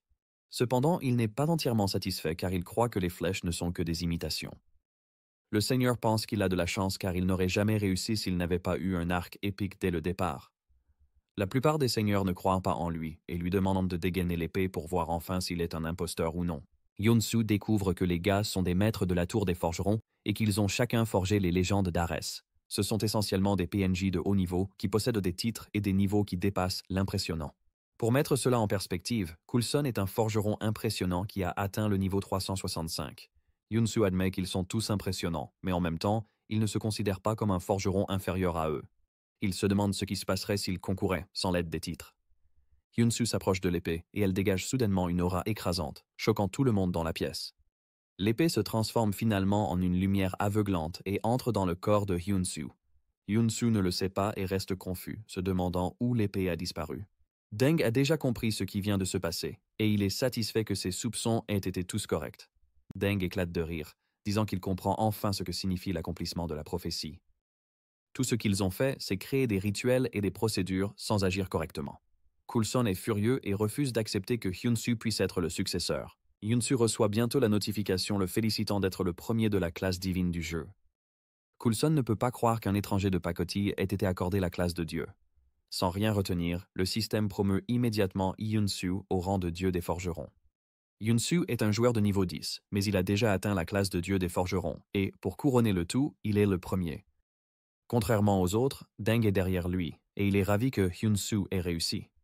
En plus de la classe, il reçoit un titre de rang SSS, le dieu des forgerons. Le titre lui permet de dépasser les restrictions de niveau de matériaux chaque fois qu'il fabrique. Lorsqu'il crée également des artefacts, sa maîtrise augmente en fonction du type de matériau. En gros, il va devenir plus fort que quiconque dans une classe de forgeron. Le système l'informe ensuite que l'épreuve de l'épée commencera une fois qu'il aura atteint le niveau 100. Pendant que les autres seigneurs sont déjà sur le point d'accepter la décision, Coulson crie de colère, disant qu'il n'est pas prêt à accepter. Il dit à ses camarades qu'ils ne peuvent pas choisir le dieu des forgerons juste parce que l'épée l'a fait. Dane intervient, disant au type que la prophétie est absolue, mais Coulson affirme que celui qui sera reconnu par tous les seigneurs de la tour sera celui qui deviendra le successeur du dieu des forgerons. Comme cela fait également partie de la prophétie, Coulson utilise avec colère la faille pour défier Yunsu à un duel de forgerons. Coulson assure à Yunsu qu'il va l'accepter comme le véritable élu s'il parvient à le vaincre lors du duel. Cependant, Yunsu n'aura pas d'autre choix que de renoncer au titre s'il perd. Deng est très inquiet lorsqu'il entend cela et il dit à ses collègues qu'ils doivent retenir Coulson, mais aucun d'eux ne bouge d'un pouce. Deng est surpris que ses collègues ne fassent pas un geste pour retenir Coulson. Coulson dit alors à Yunsu qu'il est libre de se retirer et en échange, il lui accordera le poste de vice-seigneur de la tour. Coulson sourit déjà, croyant que Yunsu va reculer, mais à son insu, Yunsu le souhaitait secrètement. Sans hésitation, Yunsu accepte le duel, car le devoir d'un forgeron s'exprime par son habileté. Le système génère alors la quête de l'affronter Coulson dans un duel. Coulson l'informe ensuite qu'un duel de forgeron est différent de celui d'un chevalier. Il lui fait savoir que les objets dans lesquels ils mettent toute leur âme à la forge déterminent le gagnant. Apparemment, ils vont frapper les épées qu'ils fabriquent l'une contre l'autre, et celles qui se brisent en premier paire. Coulson révèle qu'une forge de haute qualité est prête dans la salle. Il est d'avis que Yunsu est capable de forger une épée en une seule journée, car il possède désormais la compétence de forgeron. Coulson rit de Yunsu, disant qu'il ne pourra réussir que s'il est vraiment le dieu des forgerons. Le défi étant lancé, Coulson s'en va, promettant de revoir Yunsu le lendemain. Après le départ de Coulson, Deng s'inquiète que Yunsu ait accepté le duel sans réfléchir. Deng explique que Coulson est un forgeron exceptionnellement talentueux, même parmi les maîtres de la tour. Deng dit que Yunsu a encore besoin de temps pour grandir, même s'il a acquis la compétence du dieu. Yunsu admet qu'il aurait perdu le duel sans changer de classe. Yunsu sait que Coulson a sûrement des capacités impressionnantes et spéciales, étant un maître de la tour. Cependant, sa décision de passer à la classe de dieu a comblé l'écart entre eux. Désormais, la différence sera déterminée uniquement par les compétences. C'est grâce à sa compétence récemment acquise. Elle porte le nom de création sur mesure de Dieu. Cette compétence lui offre la possibilité de concevoir tout artefact qu'il souhaite. En plus de cela, il peut ensuite imprégner l'artefact de l'effet qu'il souhaite. Plus le grade de l'effet est élevé, plus il est difficile à fabriquer. Cependant, la valeur de l'effet dépend entièrement de la technique de fabrication utilisée. Pendant ce temps, Coulson est aussi entré dans sa forge pour travailler sur l'épée qu'il veut. Il se considère comme l'élu puisqu'il a hérité de son talent de forgeron de son père. Puis, il a rencontré un maître avec des compétences supérieures aux siennes, ce qui l'a poussé à arrêter de forger des épées et à devenir le maître de la tour des forgerons d'arc. Coulson était amer d'avoir rencontré quelqu'un de plus talentueux, mais il devait accepter la réalité. Pourtant, il ne pourra jamais accepter qu'une personne d'origine inconnue devienne son seigneur. Poussé par la rage et la détermination, Coulson martèle l'acier avec précision et force. En parallèle, Yunsu forge aussi son épée. On sait que l'imprégnation des artefacts avec des capacités et effets repose sur le principe fondamental. Gagner une chose signifie en perdre une autre. Deng comprend que Yunsu devra maximiser la force de l'épée pour obtenir un léger avantage dans le duel. Et pour y parvenir, les dieux de la tour forgent généralement au plus haut niveau possible. Deng s'inquiète que Yunsu ne puisse pas y parvenir, car sa force et ses statistiques ne sont qu'au niveau de rareté. Cependant, Deng se demande ce qui se passe dans la tête de Yunsu alors qu'il forge son épée. Après une longue nuit, l'heure tant attendue du duel arrive enfin. Coulson et Yunsu sont présents dans la salle, et les autres seigneurs de la tour sont également présents en tant que témoins. Coulson rit de Yunsu et dit qu'il a réussi à concocter quelque chose pendant la nuit, c'est pourquoi il n'a pas fui. Coulson sourit à Yunsu, disant qu'il aimerait voir si ses compétences correspondent à celles de quelqu'un digne d'être le successeur d'un dieu. Tout en se vantant, Yunsu reste silencieux. Coulson sort alors une belle épée de son fourreau et présente son épée comme étant le chevalier noir. C'est une épée unique qui affiche 12 000 points de durabilité. Elle possède également une compétence passive appelée le briseur d'armes. Deng n'est pas surpris en voyant cela, car les compétences de Coulson ne sont pas à prendre à la légère. Deng est impressionné que Coulson ait pu créer une épée de duel impeccable et unique en une nuit. Coulson sourit malicieusement car il est certain que ses collègues peuvent voir la perfection qu'il a réussi à créer. C'est une épée qu'il a imprégnée de la tradition de sa famille et de techniques secrètes. Après que Hyun-Soo en ait assez des vantardises de Coulson, il finit par dégainer son épée. Coulson est sur le point de perdre la tête lorsque Hyun-Soo s'apprête à dégainer son épée. Même Dang attend avec impatience que Hyun-Soo sorte l'épée. Cependant, ils sont tous frappés par la déception lorsqu'ils voient l'épée que Hyun-Soo a fabriquée. L'épée n'est rien de plus qu'une épée de qualité rare avec seulement 1000 points de durabilité. Les autres dieux de la tour sont également déçus et ont déjà conclu que Coulson avait raison après tout. Coulson sourit méchamment car il est convaincu qu'il est sur le point de ridiculiser Hyun-Soo et de le remettre à sa place. Coulson fait le premier mouvement en se précipitant vers Hyun-Soo pour en finir une fois pour toutes. Hyun-Soo se contente de maintenir une position défensive pour attendre l'attaque de Coulson. Leurs épées s'entrechoquent finalement avec un impact puissant et l'une des épées est tranchée net. Les seigneurs sont stupéfaits en voyant l'épée de Coulson. Celui qui s'est cassé. Coulson n'en croit pas ses yeux. Il regarde son épée brisée au sol. Il doit demander à Hyun-Soo comment il a fait ça. Hyun-Soo explique que les épées ne se jugent pas seulement par leur grade. En fait, l'épée de Hyun-Soo a une compétence active qui l'empêche de se casser, sauf si la durabilité tombe à 0. Et avec le seul coup qu'ils se sont portés, cela n'a retiré que 100 points de durabilité à l'épée. En entendant cela, Coulson se souvient que son père lui avait dit qu'un jour le dieu des forgerons viendra et qu'il sera celui qui changera leur façon de penser et de voir les choses. Son père lui a dit que tout le monde aurait la chance de le rencontrer. Coulson était alors enthousiaste à l'idée de rencontrer les dieux des forgerons à cause de ses enseignements. Hyun-Soo savait que casser l'épée de Coulson ne suffirait pas à convaincre les maîtres de la tour, c'est pourquoi il a décidé de créer une épée qui tranche les autres épées. Lorsqu'il a parlé de son plan à Deng, celui-ci était sceptique. Hyun-Soo admet que cela ne va pas être une tâche facile, mais créer un tel artefact dépend de la compétence du forgeron et de la sueur qu'il y consacre. Deng réalise finalement que Hyun-Soo est quelqu'un qui fait des choix audacieux qui défaitent la logique commune. Coulson est complètement brisé, et il ouvre enfin la bouche pour reconnaître Hyun-Soo. Il lui demande s'il sera un jour capable de fabriquer une épée qui coupe aussi d'autres épées. Hyun-Soo sourit en disant à Coulson qu'il n'y a rien d'impossible. Coulson versa des larmes en tombant à genoux pour saluer et jurer sa loyauté à Hyun-Soo. Avec cela, Hyun-Soo termine la quête du duel de forgerons. Une fois le problème résolu, Hyun-Soo est traité comme la personne importante qu'il est. La première chose qu'il lui donne était 500 pièces d'or, ce qui le met de bonne humeur. En plus des 500 pièces d'or, ils lui remettent le parchemin contenant la recette de l'arc légendaire. C'est l'un des 10 trésors de la tour du forgeron. Coulson révèle qu'il n'a jamais pu terminer la recette de l'arc, mais il sait qu'il est juste de la remettre à quelqu'un qui est sur le chemin de devenir très puissant. Deng assure aussi Hyun-Soo que les seigneurs s'engageront dans la nouvelle méthode avec l'arrivée de Hyun-Soo. Puisqu'ils sont tous prêts à le soutenir, ils l'encouragent à se tenir au sommet du pouvoir. Après s'être déconnecté du jeu, Hyun-Soo rencontre son ami, qui exprime sa surprise de le voir devenir très bon au jeu. Il pense que toutes ses souffrances à la forge sont enfin récompensées. Ji-hoon lui demande alors quels avantages il y a à être de la classe des dieux. Hyun-Soo répond que ce n'est pas visible dès le début. Hyun-Soo révèle ensuite qu'il doit aller payer la facture d'hôpital de son père le lendemain. Apparemment, ils ont ajouté 10 millions de won supplémentaires aux frais médicaux, et Ji-hoon révèle ensuite qu'il s'est renseigné sur le nouveau médicament que Hyun-Soo voulait pour son père. Selon Ji-hoon, les frais médicaux s'élèvent à 20 millions de wons et ne sont pas couverts par l'assurance. Ji-hoon ajoute que les traitements de Hyun-Soo coûteront aussi cher, et sa nouvelle classe divine pourrait ne pas suffire à les couvrir. En gros, Hyun-Soo a une limite d'artefacts à fabriquer et vendre à cause de son endurance. Ji-hoon lui dit qu'il doit monter de niveau et gagner en renommée, donc sa croissance en tant que dieu est cruciale. Ji-hoon lui conseille de se lier d'amitié avec les personnes les plus célèbres du jeu, car c'est le seul moyen d'obtenir de bien meilleures récompenses et des objets rares de même qualité. Ji-hoon s'attend à ce qu'il utilise cela comme base pour créer les meilleurs artefacts afin d'aider avec tout ce qu'il a compté. Ji-hoon lui assure qu'il a un plan pour l'assister. Sur le chat de groupe du jeu, les joueurs parlent du joueur nommé Lord, qui a récemment été promu à la classe légendaire. Les joueurs sont stupéfaits en entendant cela, et il s'avère que Lord a réussi cet exploit en battant le roi de l'épée Barad. Cependant, en le battant, il n'a réussi qu'à porter un coup, ce que personne n'avait pu faire jusqu'à ce moment-là. Cela laisse les joueurs se demander comment il a réussi. Le lendemain, Hyun-Soo se rend compte qu'il va encore avoir du mal à payer les factures d'hôpital de son père parce que c'est tout simplement trop cher. Même avec l'argent gagné dans le jeu, ce n'est pas assez. Hyun-Soo se demande comment obtenir de l'argent pour la facture d'hôpital de son père quand il reçoit la notification que sa première épée personnalisée a été vendue pour 53 000 pièces d'or au joueur Lord.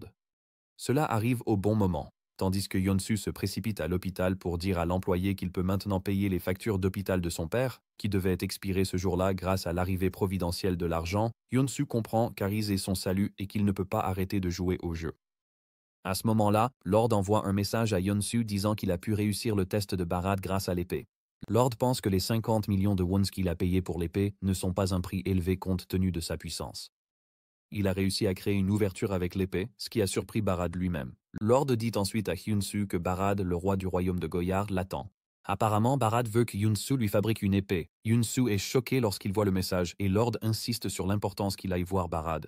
Hyunsu sort de l'hôpital et il se rend compte qu'il a enfin le pouvoir de résoudre tous ses problèmes, y compris le nouveau médicament, le traitement et les factures d'hôpital de son père. Il doit juste rencontrer Barad puis trouver la forge perdue. Plus tard, Hyunsu essaie de contacter Barad, mais il se heurte à un obstacle. On l'informe qu'il ne peut pas encore rencontrer Barad car son niveau est trop bas. Il doit apparemment augmenter son niveau et sa renommée pour rencontrer Barad. Hyunsu est presque sous le choc en apprenant qu'il doit être au moins niveau 200 pour le rencontrer.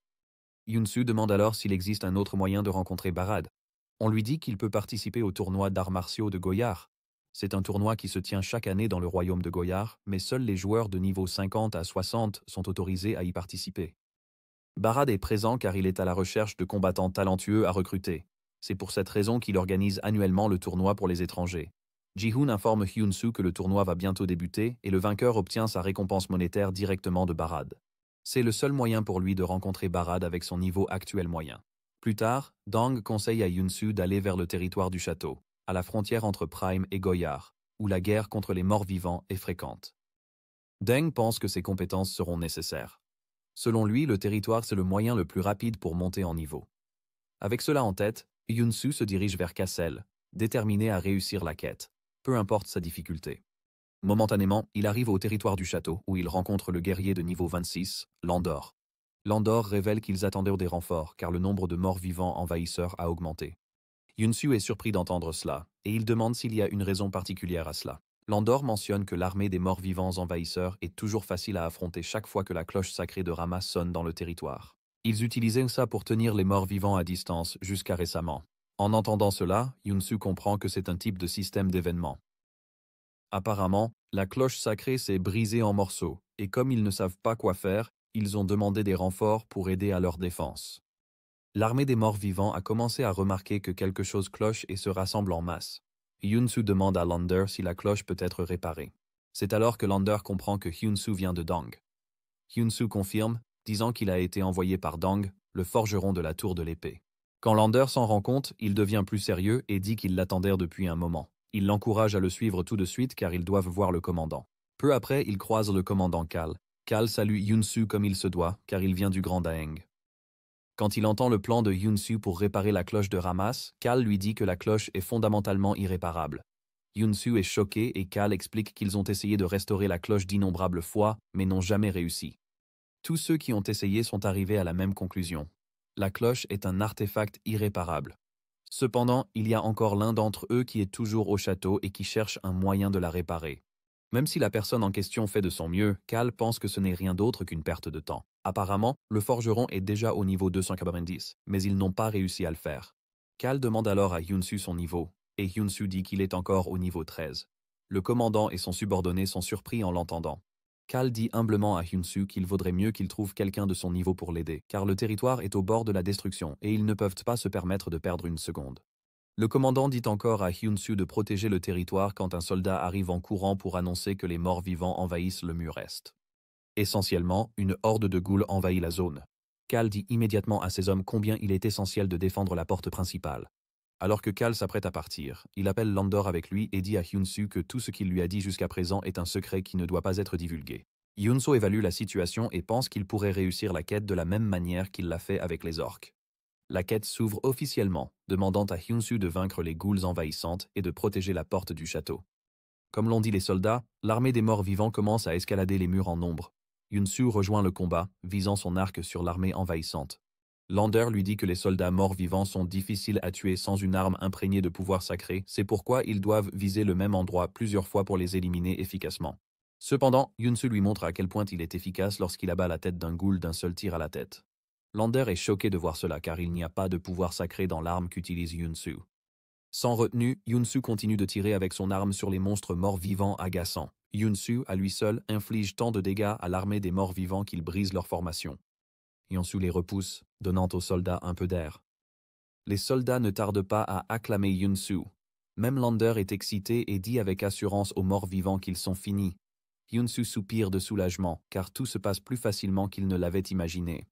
Soudainement, les choses se gâtent lorsqu'un géant ghoul de siège apparaît. Le système lui donne la nouvelle tâche de vaincre le monstre terrifiant. D'un seul pas, le géant ghoul est capable d'éliminer un groupe de soldats. Le ghoul est si grande que sa hauteur éclipse les murs du château. Les soldats commencent à crier de peur, et ils concluent que Cal pourrait être leur seul espoir. Cependant, cette zone est interdite car Cal est occupé à défendre la porte et n'a pas le luxe de se passer de ses hommes. Lander voit cela et réalise que les murs vont être écrasés. À ce moment-là, Hyun-Soo dit qu'il va attirer l'attention du ghoul. Lander demande encore comment il compte s'y prendre quand Hyun-Soo saute du mur et fonce seul vers le géant ghoul. Lander tente de l'arrêter, lui disant qu'il est extrêmement dangereux d'y aller seul, mais rien ne peut véritablement arrêter Hyun-Soo. Il passe de son arc à son épée et saute des murs du château pour se retrouver directement face au géant ghoul.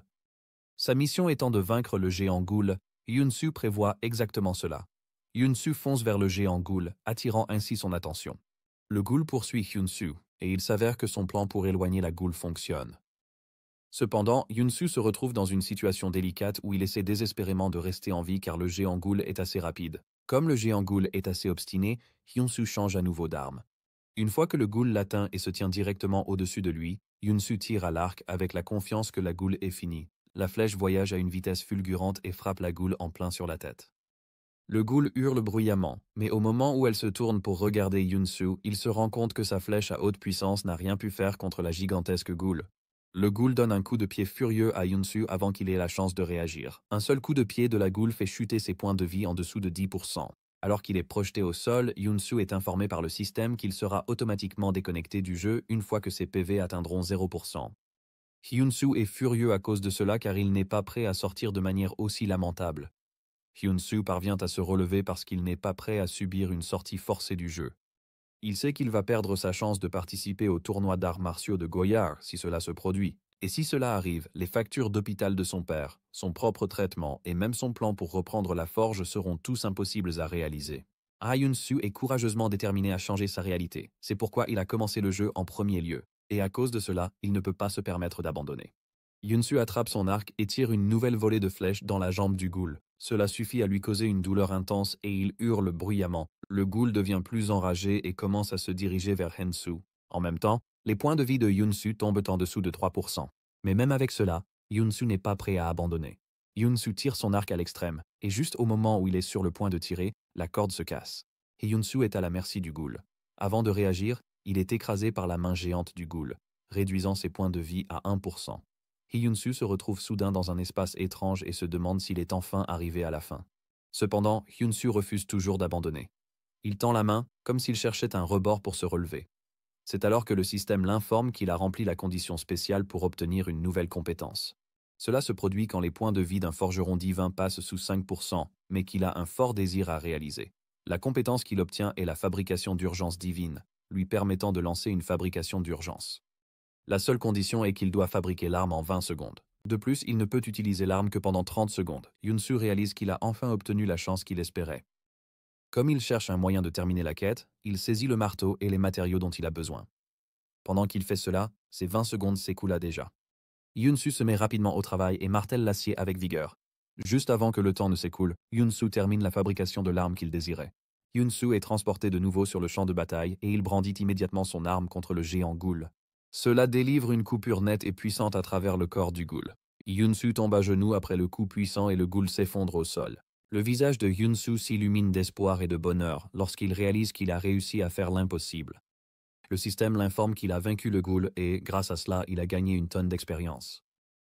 Cependant, il perd connaissance avant d'avoir la chance de célébrer.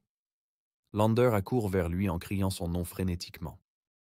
Le lendemain matin, Hyun-Soo reprend conscience et demande au soldat combien de temps s'est écoulé depuis qu'il a perdu connaissance. Il s'inquiète également pour le ghoul, mais soudain il entend les soldats crier et acclamer son nom. Il l'appelle un héros, mais Hyun-Soo reste confus jusqu'à ce que Cal apparaisse pour lui dire qu'ils ont survécu grâce à lui. Cal veut savoir comment Hyun-Soo a fait, mais il a du mal à le lui expliquer. Il sait que personne ne le croirait même s'il essayait de l'expliquer. Ce qu'il a fait, c'est fabriquer une arme dotée d'un pouvoir divin alors qu'ils étaient attaqués. Cal lui dit alors qu'il n'a aucune raison d'être modeste car il mérite toute l'attention et l'amour. En gros, Les ghouls sont vulnérables au pouvoir sacré, tout comme les fantômes. C'est pourquoi Hyun-Soo a forgé l'épée des 4 sceaux, car elle chasse les esprits maléfiques. Tout cela grâce à son père qui le lui a dit quand il était jeune. Hyun-Soo est content que tout se soit bien passé. Il aime aussi la compétence qu'il a utilisée, mais c'est dommage que ce soit juste pour un usage unique. Cal dit alors à Hyun-Soo qu'il est temps qu'il prenne sa récompense.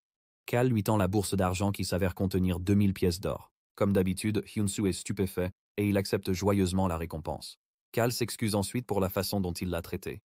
Hyun-Soo et les autres soldats sont choqués lorsqu'ils voient le commandant s'incliner devant Hyun-Soo.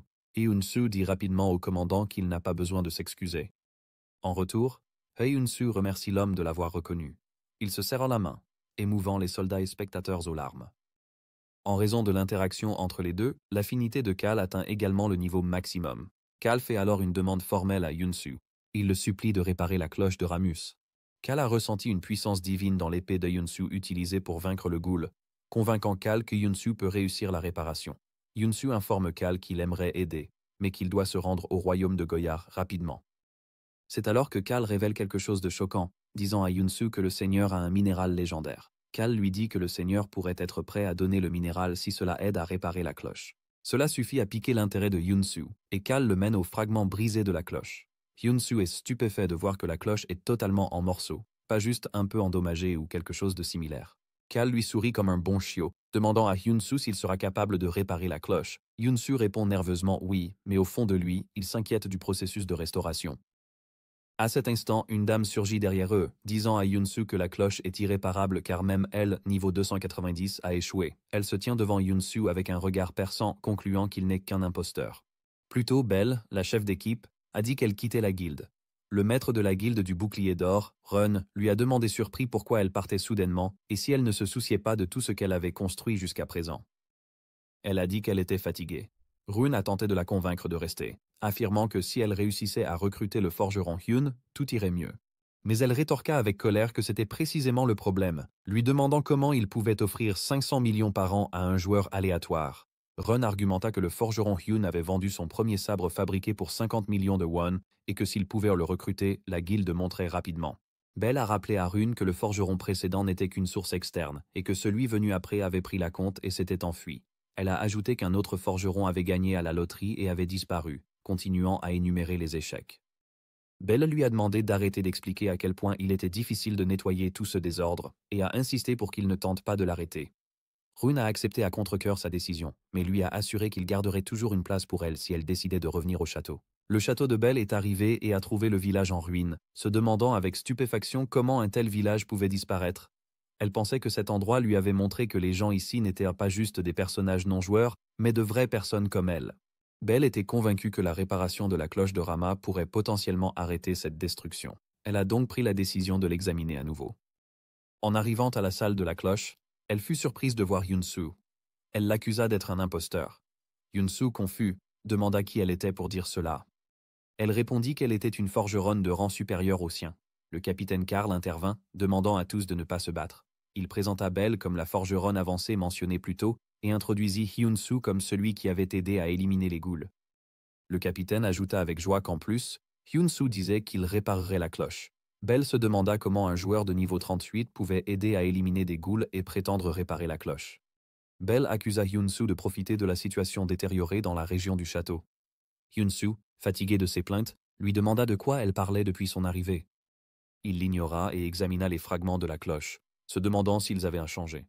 Une fenêtre système apparut, confirmant que la cloche de Rama, imprégnée de pouvoir sacré, était complètement détruite et irréparable. Hyun-Soo a conclu qu'il n'y avait aucune chance de réparation par des méthodes traditionnelles. Il a ensuite pris un marteau et a frappé l'un des fragments avec force. Belle a crié de terreur, lui disant d'arrêter. Hyun-Soo parla calmement et expliqua que la restauration était en effet possible. Belle lui demanda avec colère s'il ne comprenait pas le sens d'un artefact irréparable. À ce moment-là, un soldat se précipita dans la pièce, criant pour le capitaine et leur annonça que les morts-vivants affluaient en grand nombre. Tout le monde était choqué. Une fenêtre système est apparue et Hyun-Soo a d'abord pensé à une nouvelle quête, mais il a compris que c'était une notification de mise à jour. Elle annonçait que la mise à jour de la région du château avait commencé et qu'après sa fin, la région mise à jour serait créée. Ils ont réalisé que la région se transformait en terre des morts-vivants. Belle pensait que c'était la fin, mais Hyun-Soo l'a corrigé en disant que s'ils fabriquaient la cloche, ils pourraient l'arrêter. Belle a dit que c'était impossible, mais Hyun-soo a insisté que c'était faisable. Il s'est tourné vers Belle et a demandé si elle ne voulait pas le protéger. Belle admit que Hyun-soo avait raison, mais se demandait comment procéder. Hyun-soo lui demanda de le suivre, ajoutant les fragments de la cloche de Rama à son inventaire. Hyun-soo déclara avec enthousiasme qu'ils protégeraient ce lieu ensemble. Le capitaine Carl a dit à Hyun-soo qu'il comptait sur lui pour réparer la cloche et qu'il les retiendrait aussi longtemps que possible. Hyun-soo lui a dit de lui laisser faire. Le capitaine a levé son épée et a crié à ses hommes de ne pas perdre espoir, déclarant qu'ils se battraient jusqu'à la fin. Il les exhorta à tenir bon encore un peu, insistant sur le fait qu'ils devaient absolument protéger Cassel. Dans l'atelier, Belle demanda à Hyun-soo ce qu'il envisageait de faire. Hyun-soo a expliqué que lorsqu'il avait brisé le fragment plus tôt, le pouvoir sacré n'avait pas disparu, ce qui signifiait que le pouvoir était dans le matériau lui-même. Il prévoyait de le faire fondre et de forger une nouvelle cloche, croyant que si la cloche était complète, le pouvoir sacré serait plus fort. Belle a dit qu'elle n'avait jamais vu une telle compétence avant, et Hyun-soo a répondu qu'une compétence n'était pas toujours nécessaire pour réparer. La fusion a commencé, et Belle s'est demandé avec étonnement s'il comptait vraiment faire ça à la main aujourd'hui. Hyun-soo lui a demandé pourquoi elle n'aidait pas, expliquant qu'il ne pouvait pas le faire seul. Pendant ce temps, dans les bureaux du développeur de jeu, le développeur regardait le compte à rebours pour la mise à jour de la région de Cassel. Avec moins d'une heure restante, il déclara avec désespoir qu'ils étaient en difficulté et que la mise à jour allait être gâchée. Un collègue a demandé pourquoi il se plaignait le jour de la mise à jour et Kim Tae-seok lui a dit de regarder l'écran. Le collègue a demandé si c'était à propos de ce joueur forgeron. Il a dit qu'un joueur ne pouvait pas le réparer, mais leur collègue a précisé que Hyun-soo n'était pas un joueur comme les autres. Le jour crucial de la mise à jour du château est arrivé et la bataille s'est intensifiée. Karl cria des ordres pour arrêter les morts-vivants et les empêcher d'entrer. Ils se battaient de toute leur force, haletant d'épuisement. Les soldats ont subi des attaques brutales, et l'un est tombé face à un monstre géant. Mais Karl est intervenu et a tué la bête. Le capitaine Karl s'est précipité pour vérifier son état et a crié à ses hommes de tenir encore un peu plus. Il les exhorta à protéger Cassel, l'endroit où ils étaient nés et avaient grandi toute leur vie. Au milieu du combat, l'épée du capitaine Karl commença à se fissurer. Il se demanda désespérément pourquoi cela arrivait maintenant, alors que son épée se brisait. Le monstre se jeta sur lui et le capitaine fut complètement pris par surprise. Il maudit la situation, croyant que tout finirait ainsi. Soudain, un puissant son de cloche résonna sur le champ de bataille.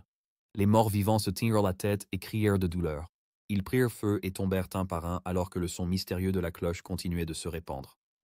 L'écho de la cloche résonnait partout et les défenseurs regardaient joyeusement vers la source. Le capitaine Karl s'exclama avec joie que la cloche de Rama était réparée dans les bureaux des développeurs. Un développeur recracha sa boisson, choqué, ne pouvant croire ce qu'il voyait. Hyun-soo a apparemment réussi à créer une nouvelle cloche au bureau. Un développeur s'exclame, demandant ce qui se passe et si la mise à jour a vraiment échoué. Kim Tae-suk mentionne que Hyun-soo n'a pas fermé l'œil depuis le commencement du compte à rebours de la mise à jour il y a environ une semaine. 5 jours plus tôt, Hyun-soo s'est rendu à l'atelier du forgeron situé à Cassel, a réuni les travailleurs de la ville et a entrepris de réparer la cloche de Rama. Il a expliqué qu'ils devaient tout faire fondre jusqu'à leur matériau de base ou, plus précisément, en extraire la puissance divine. Pendant que Hyun-soo dessinait les plans, il a laissé Belle responsable de la gestion des ouvriers et de l'approvisionnement du champ de bataille. Ensuite, Hyun-soo a entamé la fabrication sur mesure de Dieu. Il comptait utiliser ses compétences pour optimiser la puissance de la cloche contre les forces maléfiques et les morts vivants, et ajouter une compétence pour infliger des dégâts directs. Avec la volonté commune de protéger Cassel, tous travaillaient vers un but unique. Les ouvriers, déterminés à tout faire pour protéger leur patrie, pensèrent que cela donnerait à la cloche une puissance divine encore plus grande. Le dernier jour, Belle se réveille, se demandant soudainement quand elle s'est endormie. Elle voit la cloche terminée avec émerveillement et ne peut pas croire que Hyun-soo a travaillé dessus pendant des jours sans pause. Une fenêtre système apparaît devant elle, annonçant que son titre d'apprenti brille. Elle a été témoin d'un processus de fabrication réalisé par un maître artisan forgeron, ce qui a augmenté l'efficacité de sa maîtrise avancée de la forge de 22%. Elle se demande avec stupéfaction si ce jeune homme est vraiment un maître artisan. Hyun-soo lui dit que le bruit devait être très fort, mais qu'elle a dormi profondément. Belle proteste, disant qu'elle n'était pas inconsciente pendant si longtemps. Hyun-soo la rassure en lui disant qu'ils sont dans les dernières étapes et lui demande d'attendre. Belle lui demande soudainement s'il est Hyun le forgeron. Hyun-soo confirme son identité, puis pose sa main sur la cloche nouvellement terminée, qui brille d'une puissance immense et est marquée de son symbole spécial. Belle regarde la cloche terminée avec admiration, disant que la qualifier de belle ne lui rend pas justice. C'est un chef-d'œuvre magnifique. Une fenêtre système apparaît, expliquant qu'il s'agit de la deuxième création personnalisée de Hyun-soo en cours. Unique avec une durabilité infinie, c'est un artefact reconstruit qui était autrefois irréparable. Belle se demande si c'est pourquoi c'est si puissant, admettant qu'elle n'a jamais vu quelqu'un réussir cela avant. Soudain, Belle saisit fermement les mains de Hyun-soo et lui demande avec empressement de rester à ses côtés dorénavant. Hyun-soo lui demande, confus, ce qu'elle veut dire, se demandant s'il s'agit d'une déclaration d'amour, ce que Belle nie avec embarras. La scène revient au jour décisif de la bataille, où Hyun-soo frappe la cloche nouvellement achevée. Des vagues d'énergie sacrée en émanent, anéantissant les hordes de morts vivants qui hurlent de douleur en brûlant. Les soldats halètent en regardant la scène horrifique. Un message système confirme que Hyun-soo a forgé une cloche et éliminé les morts vivants, et qu'il peut maintenant stopper la mise à jour et créer une nouvelle histoire. Hyun-soo s'écrie triomphalement qu'ils ont réussi, remerciant Dieu de ne pas être arrivé trop tard. Mais il s'effondre aussitôt, épuisé et abasourdi. Belle se précipite vers lui, inquiète, demandant s'il va bien, tandis qu'un message système annonce la fin de la quête de réparation de la cloche de Rama. Un autre message indique que les récompenses ont changé. Pendant ce temps, la nouvelle se répand vite dans la communauté des joueurs d'Ares. Quelqu'un demande si d'autres connaissent le forgeron Yoon et publie un sujet intitulé « Pourquoi la mise à jour de Cassel a échoué ?» avec des photos de la tour avant et après la réparation de la cloche. Les joueurs reconnaissent Hyun grâce à la première épée personnalisée de Hyun-soo et sont stupéfaits qu'il ait réparé la cloche de Rama. Du coup, beaucoup de joueurs commencent à suivre l'atelier de Hyun-soo. Hyun-soo se réveille dans son lit au son de notifications continues, se demandant à propos de toutes. Bruit, il voit que son atelier a atteint 100 000 followers et il est stupéfait, se demandant comment c'est possible. Hyun-soo sourit, réalisant que c'était bien. Il a soigneusement gravé son nom Hyun sur la cloche, car dorénavant, tous ceux qui viendront visiter la région de Cassel le remarqueront. Quelqu'un frappe à la porte et demande poliment la permission d'entrer. Le capitaine Karl entre avec enthousiasme, annonçant que le sauveur de leur région s'est réveillé. Il dit à Hyun-soo qu'il est venu avec l'approbation du Seigneur pour lui donner sa récompense pour avoir fabriqué la cloche, soit 330 000 pièces d'or. Hyun-soo est stupéfait par la somme, qui équivaut à 330 millions de wons. Le capitaine ajoute que le sauveur mérite une récompense de ce calibre et lui présente une boîte en cadeau de la part du Seigneur lui-même. Hyun-soo l'ouvre pour découvrir le légendaire minerai Orichalk.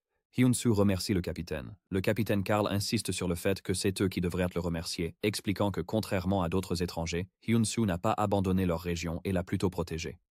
Le capitaine exprime sa gratitude sincère.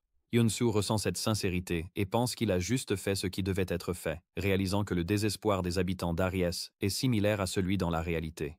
Hyun-soo prend alors congé du capitaine, expliquant qu'il doit retourner là où il vivait auparavant pour un certain temps, et le capitaine accepte immédiatement. Hyun-soo décide qu'il est temps de récupérer son atelier et se déconnecte du jeu. Le capitaine et son collègue regardent l'endroit où Hyun-soo a disparu, commentant que les étrangers forment un groupe étrange. Le lendemain à Gongju, Hyun-soo rencontre l'investisseur immobilier Kang Yuk-so. Kang regarde son téléphone, qui affiche un message indiquant que M. Hyun-soo a déposé 330 millions de won. Kang dit à Hyun-soo qu'il l'a vraiment fait et qu'il est vraiment impressionné. Il y a un an, Hyun-soo est assis avec Kang, qui examine les papiers de la propriété. Kang lui dit que le montant total s'élève à 330 millions. Kang dit qu'il a entendu parler du grand incendie et rassure Hyun-soo que le montant est suffisant pour les frais d'hôpital, l'encourageant à garder espoir. Alors que Kang se prépare à partir, Hyun-soo demande d'une voix hésitante s'il pourrait racheter l'atelier. Kang demande des précisions sur ce que Hyun-soo vient de dire. Hyun-soo répète sa question, expliquant que s'il pouvait d'une manière ou d'une autre réunir l'argent, Kang lui revendrait-il l'atelier? Kang lui conseille que racheter un atelier brûlé ne serait qu'un gaspillage d'argent et qu'il ferait mieux d'en acheter un neuf s'il en avait besoin. Hyun-soo insiste sur le fait que cela doit être leur atelier car l'endroit est rempli de souvenirs de son père. Kang réfléchit et accorde à Hyun-soo un délai de grâce d'1 an. Cependant, il le prévient qu'une fois l'année écoulée, il vendra la propriété au premier acheteur. Hyun-soo exprime sa gratitude avec chaleur tandis que Kang lui répond qu'il attendra son appel dans le présent. Hyun-soo admet que bien qu'il ait été celui qui a formulé l'offre, au fond de son cœur, il savait qu'il demandait quelque chose d'impossible. Hyun-soo dit que l'année était juste une estimation, et que l'occasion de vendre cette propriété aurait pu se terminer à tout moment, mais Kang avait déjà tenu parole. Hyun-soo demande pourquoi Kang a été si gentil avec lui. Kang répond qu'il est la première personne à avoir demandé à racheter une propriété après l'avoir vendue. Il ajoute qu'il voulait simplement encourager quelqu'un comme lui. Hyun-soo remercie à nouveau Kang et pense en lui-même que grâce à lui, il n'a pas eu à renoncer à l'atelier et qu'il doit lui donner quelque chose en retour. Hyun-soo lui demande s'il connaît un jeu appelé Aries. Kang rit et répond que bien sûr, il le connaît, qui n'en a pas entendu parler de nos jours. Hyun-soo révèle qu'il est forgeron dans Aries. Kang dit que c'est le métier idéal pour lui. Hyun-soo propose de lui créer un artefact en cadeau. Kang demande avec enthousiasme s'il peut lui fabriquer une pièce sur mesure, peu importe l'effet, le type ou le niveau. Hyun-soo sourit et répond bien sûr, promettant qu'il lui fera tout ce qu'il souhaite. Hyun-soo entre dans une taverne où Belle l'appelle pour qu'il vienne s'asseoir avec elle. C'est la première fois qu'ils se voient depuis l'incident des morts vivants. Belle se plaint de la difficulté qu'elle a eue à le trouver, et Hyunsu s'excuse, mais elle dit qu'elle plaisantait. Belle se présente, expliquant qu'elle était la stratège en chef de la guilde du bouclier d'or et celle qui a bâti la guilde pour en faire ce qu'elle est. Elle ajoute que ce jour-là, elle a été certaine d'une chose, que Hyunsu deviendrait un jour l'un des meilleurs joueurs. Par conséquent, Belle va droit au but. Elle lui dit que lorsqu'il créera finalement une guilde, elle souhaite en être le premier membre. Hyunsu lui rappelle en plaisantant qu'elle le traitait d'escroc. Belle s'excuse tout de suite, mais justifie sa position en disant que n'importe qui aurait mal compris dans cette situation. Hyunsu lui dit qu'il plaisantait et qu'il a également hâte de travailler avec elle, et il se serre la main. Mais avant cela, Hyunsu décide de lui parler de ses projets. Belle est choquée d'apprendre que Hyunsu va rencontrer le roi de l'épée Barad, l'une des 10 légendes. Hyunsu confirme qu'il participera au tournoi d'arts martiaux de Joyard et se demande si le gagnant recevra son prix de la part de Barad lui-même. Belle acquiesce, mais s'inquiète, disant que ce tournoi rassemble des jeunes talents du monde entier et que ce n'est pas une blague. Hyunsu rétorque simplement que c'est justement pour ça qu'il doit gagner. Belle se demande comment il peut dire cela si simplement, et s'il peut même savourer sa nourriture. Hyunsu la rassure de ne pas s'inquiéter et lui dit qu'il visera le sommet en utilisant sa spécialité, la laissant perplexe. Le jour tant attendu du tournoi d'arts martiaux de Joyard arrive enfin. Le chef du tournoi accueille chaleureusement les participants étrangers. Il annonce que le tournoi débutera dès qu'il descendra de l'estrade et qu'ils devront bientôt affronter divers monstres. Il ajoute que bien qu'ils ne puissent peut-être pas le voir, Sa Majesté le roi Barad les observe, donc ils doivent se comporter au mieux. Il leur souhaite bonne chance et une fenêtre système annonce le début du tournoi. Soudain, le sol commence à trembler. Apparemment, un golem massif apparaît et le système annonce que la première mission est de survivre à l'attaque du golem avec une limite de temps d'1 heure. Les participants se lancent avec enthousiasme dans la bataille, l'un d'eux s'attendant à affronter un golem en premier. Une fenêtre système annonce la première épreuve du tournoi. Quiconque tue le golem de pierre de niveau 109 recevra une récompense. Un participant est surpris par le niveau élevé du golem, se demandant s'il a toujours été aussi élevé, et note que le premier tour est censé être facile. Un participant se précipite imprudemment en criant « premier arrivé »,« premier servi », mais est aussitôt écrasé par le golem, entraînant une déconnexion forcée. Les autres crient de terreur et tentent d'esquiver les attaques, mais tombent un par un et sont déconnectés. Les participants comprennent que la situation diffère totalement des infos qu'ils avaient et se demandent comment vaincre ça. Hyunsu observe tandis que les autres joueurs maudissent leur malchance, réalisant qu'ils ont été trompés. Ailleurs, le chef du tournoi, Bear, réalise que le tournoi est devenu un véritable désastre. Un golem de pierre du tournoi de haut niveau a été mélangé par erreur. Buckel craint qu'à ce rythme, tous les participants du tournoi soient éliminés et décide qu'il doit voir Sa Majesté immédiatement. Buckel se précipite dans la chambre du roi, appelant le roi Barad, et insiste pour qu'ils arrêtent le tournoi maintenant. Mais le roi Barad rejette calmement sa demande. Cela le laisse perplexe. Le roi lui demande s'il ne comprend toujours pas la situation actuelle. Le roi lui suggère d'observer attentivement ce combattant dans l'arène. Il tire une flèche lumineuse qui atteint le golem de pierre. C'est la 3e création sur mesure de Hyunsu. La flèche à empennage en Orishalum, une flèche spéciale capable de revenir à l'utilisateur après le tir. Les autres joueurs sont émerveillés, se demandant comment une flèche peut revenir comme un boomerang.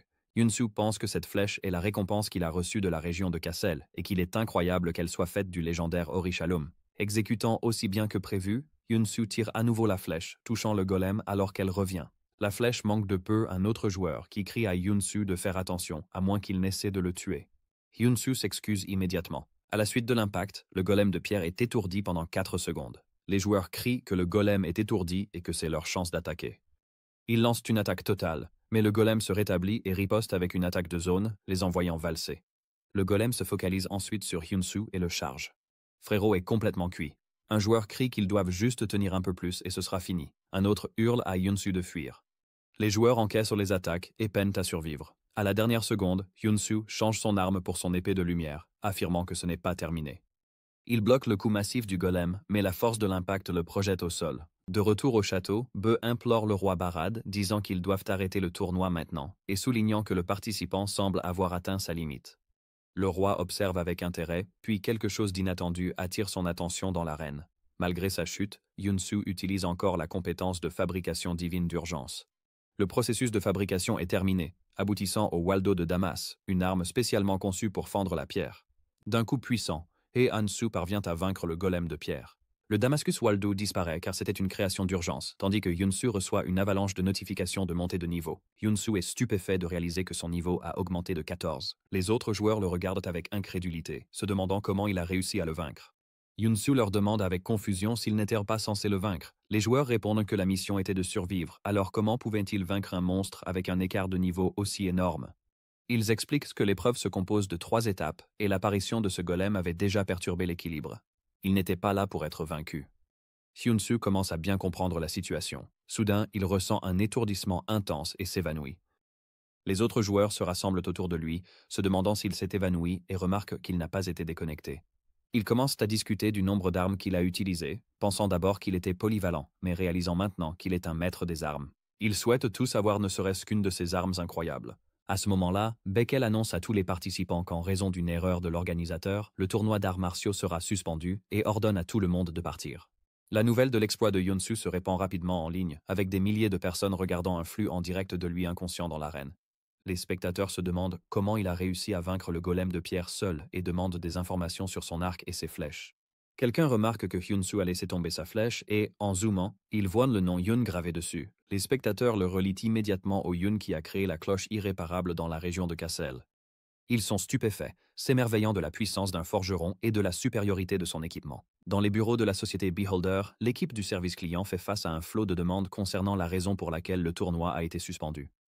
Le personnel ne peut pas fournir de réponse claire, se contentant de dire que c'était une décision prise par la volonté libre d'Arès ou que cela concerne un problème interne dans le royaume de Joyard. S'excusant à plusieurs reprises auprès des clients dans le département de développement, une collègue informe son chef d'équipe qu'il y a un gros problème.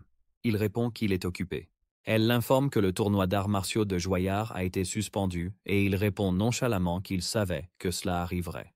Le collègue crie que ce n'était pas le problème. Le souci était que le roi Barad avait appelé Hyunsu.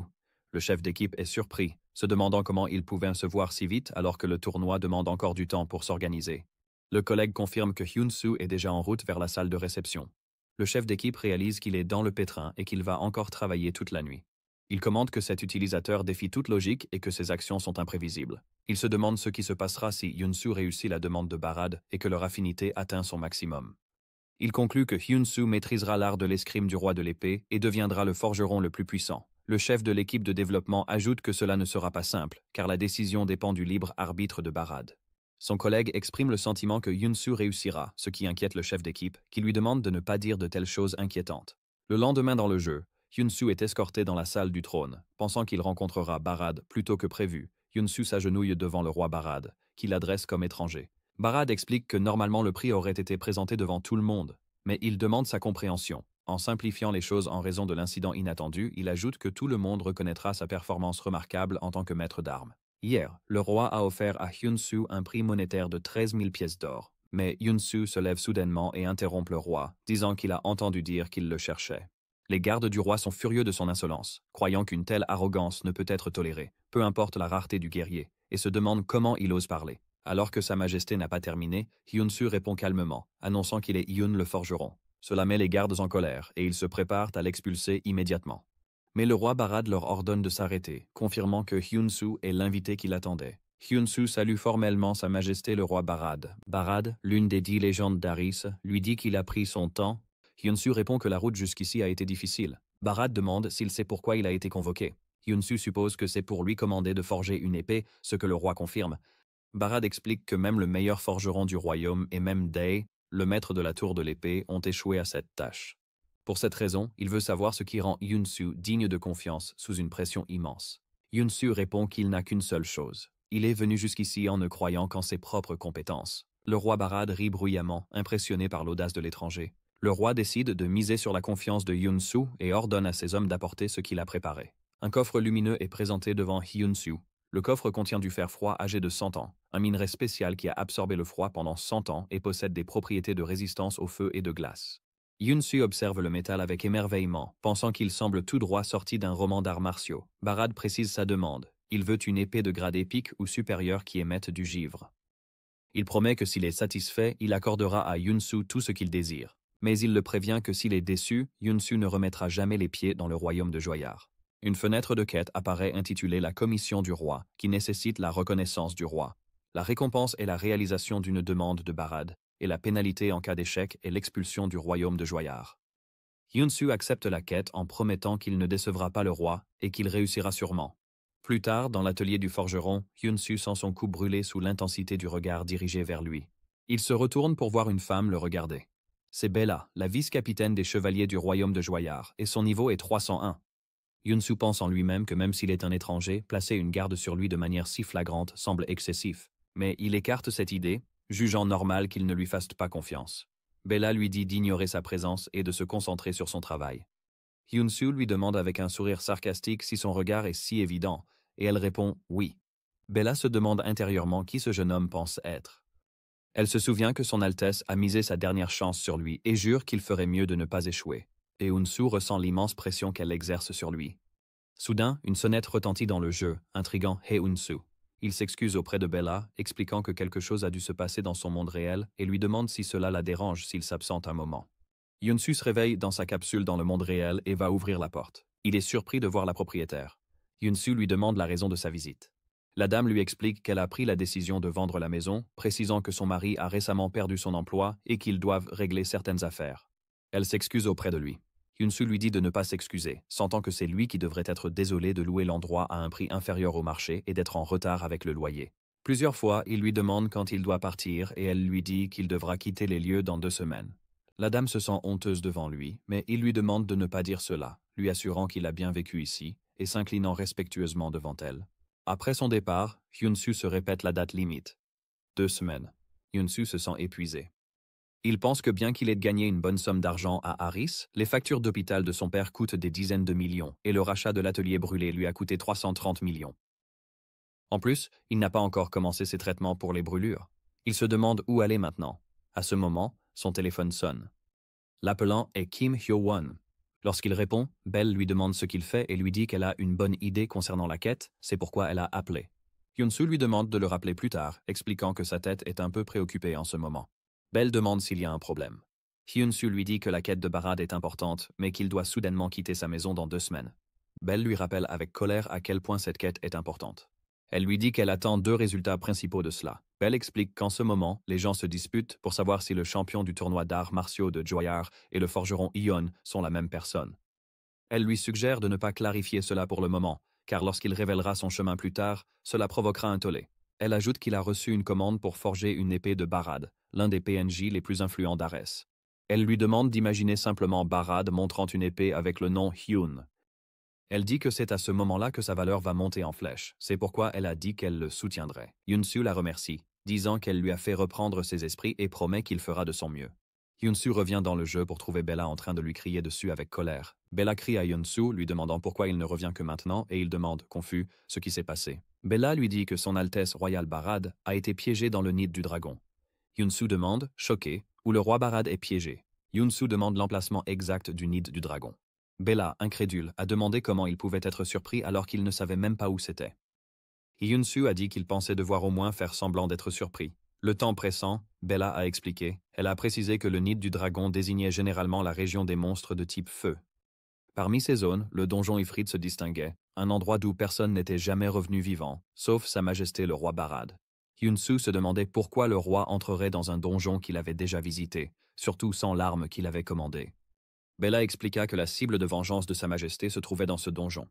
Les mots cible de vengeance prirent Yunsu par surprise. À ce moment-là, la scène se déplaça vers le nid de flammes. Le roi Barad se tenait devant la porte en flammes du donjon, blessé et épuisé. Il savait que passer le seuil déclencherait le début de tout. Même son épée actuelle, pensait-il, ne serait pas suffisante. Soulagé que ses hommes aient échappé en toute sécurité, Barad réfléchit aux 3 jours qu'il faudrait pour que les renforts arrivent. Un sourire amer se forma alors qu'il admettait à lui-même qu'il aurait peut-être dû attendre que l'étranger termine l'épée. Un souvenir refit surface, empreint de chagrin. Il se souvenait de son fils Ban, qui aurait eu à peu près le même âge que Yunsu. Le souvenir des derniers instants de Ban se rejouait avec une clarté douloureuse. Ban était mort dans ses bras, appelant son père. Barad avait exigé de savoir pourquoi Ban était venu sans le lui dire. Ban avait expliqué qu'il croyait que conquérir le donjon ferait de lui un fils dont son père pourrait enfin être fier. Réalisant trop tard qu'il n'était pas assez fort, il s'était excusé. Barad l'avait supplié de tenir bon, de s'accrocher à la vie. Mais Ban s'était excusé une fois de plus avant de rendre son dernier souffle. Toujours hanté par ce moment, Barad reconnaissait maintenant qu'il aurait dû attendre l'épée. Mais laisser Ifrit s'échapper était impensable. Il avait attendu des années pour cette opportunité. Se ressaisissant, il s'avança dans la porte enflammée. De retour à l'atelier, Bella poursuivait son explication. Depuis la mort du prince, Sa Majesté avait essayé tous les moyens pour traquer Ifrit. Mais le monstre avait échappé à la capture jusqu'à présent. Cela, dit-elle, pourrait être la dernière chance du roi. Bien qu'elle ait admis avoir du mal à faire confiance à un étranger comme Hyun-Soo, elle a reconnu qu'il devait y avoir une raison pour laquelle Sa Majesté lui avait confié cette tâche. S'abaissant, Bella s'inclina en tant que chevalier du royaume de Joyard et supplia Hyun-Soo de sauver le roi. Une quête d'urgence apparut. Une épée qui peut sauver le roi. L'objectif était de forger une lame capable de sauver le roi Barad. La récompense était une augmentation de la confiance de Bella. La pénalité était la mort de Barad. Hyun-Soo réfléchit à la perte du roi. Il se rappelait le jour où il avait presque tout perdu dans les flammes. Une question le hantait. Si sa famille avait péri ce jour-là, aurait-il pu avancer comme Barad? Déterminé, il s'engagea à faire tout ce qu'il pouvait. De retour à la forge, Hyun-Soo travailla dur. Des étincelles volaient, alors qu'il martelait le fer froid, puis le plongeait dans l'eau. Il se rappela que la chaleur d'Ifrit pouvait fondre même des armes de grade unique. Pour avoir une chance, la nouvelle arme devrait dépasser ce niveau. Son attention s'est portée sur l'effet insoluble de la pierre gelée. À mesure que sa concentration s'approfondissait, une fenêtre du système est apparue, indiquant que sa compréhension du fer froid centenaire avait évolué. Une autre notification suivit. L'esprit du forgeron avait été activé. Selon le système, Hyun-Soo s'était plongé dans le travail plus que quiconque. La passion, la détermination et l'empathie l'avaient amené à un état de concentration absolue. L'annonce proclamait la fabrication de la toute première épée légendaire par Hyun-Soo dans son atelier. Une lumière éclatante jaillit. Bella, ressentant l'intensité, se demanda si l'épée était enfin prête. Hyun-Soo se tenait avec la nouvelle lame forgée brillant dans sa main. Avec une détermination inébranlable, il déclara qu'il était temps de sauver Sa Majesté le roi Barad dans le nid de flammes. Barad cria de douleur, s'effondrant sous un coup puissant. Bien que blessé, il se releva sur ses genoux, refusant de se rendre. Devant lui se tenait le chef du nid de flammes, Ifrit. Niveau 409. Immédiatement, le roi Barad s'élance en avant. Il a attendu assez longtemps pour ce moment.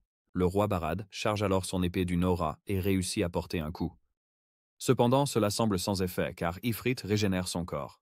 Ifrit se retourne et tente une attaque sournoise depuis le sol. Heureusement, le roi Barad saute à temps pour l'éviter.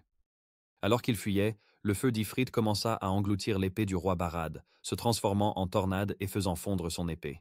Ifrit chargea ensuite une attaque et frappa le roi Barad plusieurs fois. Mais il évita facilement cela. Ifrit, en colère, déclenche une grande attaque de flammes, piégeant le roi Barad. Incapable de se lever, il se maudit. Ifrit leva son arme pour porter le coup de grâce, lançant une lance enflammée vers le roi Barad. À ce moment-là, une épée glacée massive apparut de nulle part, interceptant l'attaque. Hyun-Soo et Bella étaient arrivés juste à temps. Bella cria à Barad, l'exhortant à utiliser la nouvelle épée. Le roi saisit la lame lumineuse qui avait été lancée devant lui. Une fenêtre système est apparue, affichant les détails de l'épée. C'était une création sur mesure de Hyun-Soo, dotée de pouvoirs étonnants. 343% de résistance au feu, 194% de puissance d'attaque de glace, et une augmentation de 397% de cette puissance contre les monstres de feu. L'arme avait aussi une compétence active appelée Fleur de Givre. Hyun-Soo a demandé au roi de l'utiliser. Barad a saisi fermement l'épée alors qu'une puissance glaciale la traversait. Il a activé la compétence Fleur de Givre, envoyant une puissante vague de gel balayer le champ de bataille. La vague glacée a contré l'assaut enflammé, et Ifrit a crié de douleur alors que le froid dévorait ses flammes. Déclarant que la bataille était terminée, Barad s'est élancé en avant et a porté un coup final si puissant qu'il a coupé le corps d'Ifrit en deux. Le système a annoncé que le monstre boss avait été vaincu. Un soulagement envahit Barad. Pendant un bref instant, il crut que la victoire avait été remportée. Mais soudain, le corps d'Ifrit brilla dangereusement, gonflant d'énergie destructrice. Hyun-Soo se demanda à haute voix ce qui se passait. Bella comprit le danger et réalisa que certains monstres s'autodétruisaient en mourant. En un instant, tout le donjon fut englouti par d'immenses flammes. Bella cria pour qu'il s'échappe, avertissant du danger. Mais le roi lui ordonna de rester en arrière, invoquant un ordre royal. Il accepta son destin. En regardant le médaillon qui contenait la photo de son fils, il se dit qu'il était temps de tout finir. Le cœur de Bella sombra dans le désespoir. Elle savait qu'elle devait sauver son roi. Pourtant, son ordre la liait. Désemparée, elle resta figée sur place. Hyun-Soo s'avança. Il déclara qu'il irait à sa place. Utilisant un artisanat divin d'urgence, il forgea un bouclier résistant aux flammes et s'enfonça dans les flammes. Tout en marchant, il appela le roi Barad.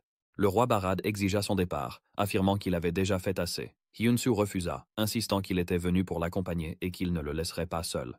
Les yeux de Hyun-Soo se posèrent sur le médaillon. Il demanda si la décision du roi était due à celui qui s'y trouvait. Barad admit la vérité. À cause de lui, son fils avait péri et il ne pouvait pas supporter de vivre avec une telle honte. Hyun-Soo demanda s'il croyait vraiment que son fils voudrait cela.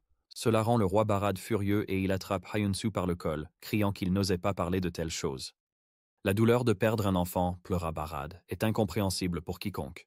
Hyunsu admit qu'il ne pourrait jamais ressentir une telle souffrance. Mais il avoua avoir aussi affronté le désespoir. Son père était dans le coma et chaque jour il priait pour qu'il se réveille.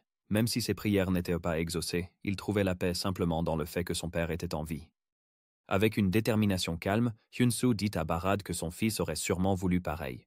Les larmes aux yeux, Barad écouta Hyunsu l'exhorter à laisser son fils reposer en paix.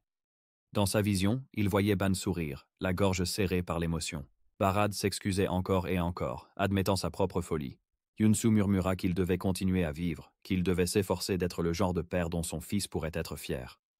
Finalement, Barad acquiesça. Il était d'accord, disant qu'il ne devait pas rester un père honteux. Tandis que Hyunsu portait le roi Barad, ils sortirent avec succès des flammes. Bella se précipita vers eux, criant de soulagement et demandant si sa majesté était en sécurité. Hyunsu la rassura, disant que Barad allait bien, mais ajouta qu'il serait absent un moment. Un message système est apparu, annonçant que ses points de vie avaient atteint 0 et qu'il serait déconnecté de force. Avant de disparaître, il la réconforta en lui rappelant que les étrangers ne meurent pas et se déconnectent complètement.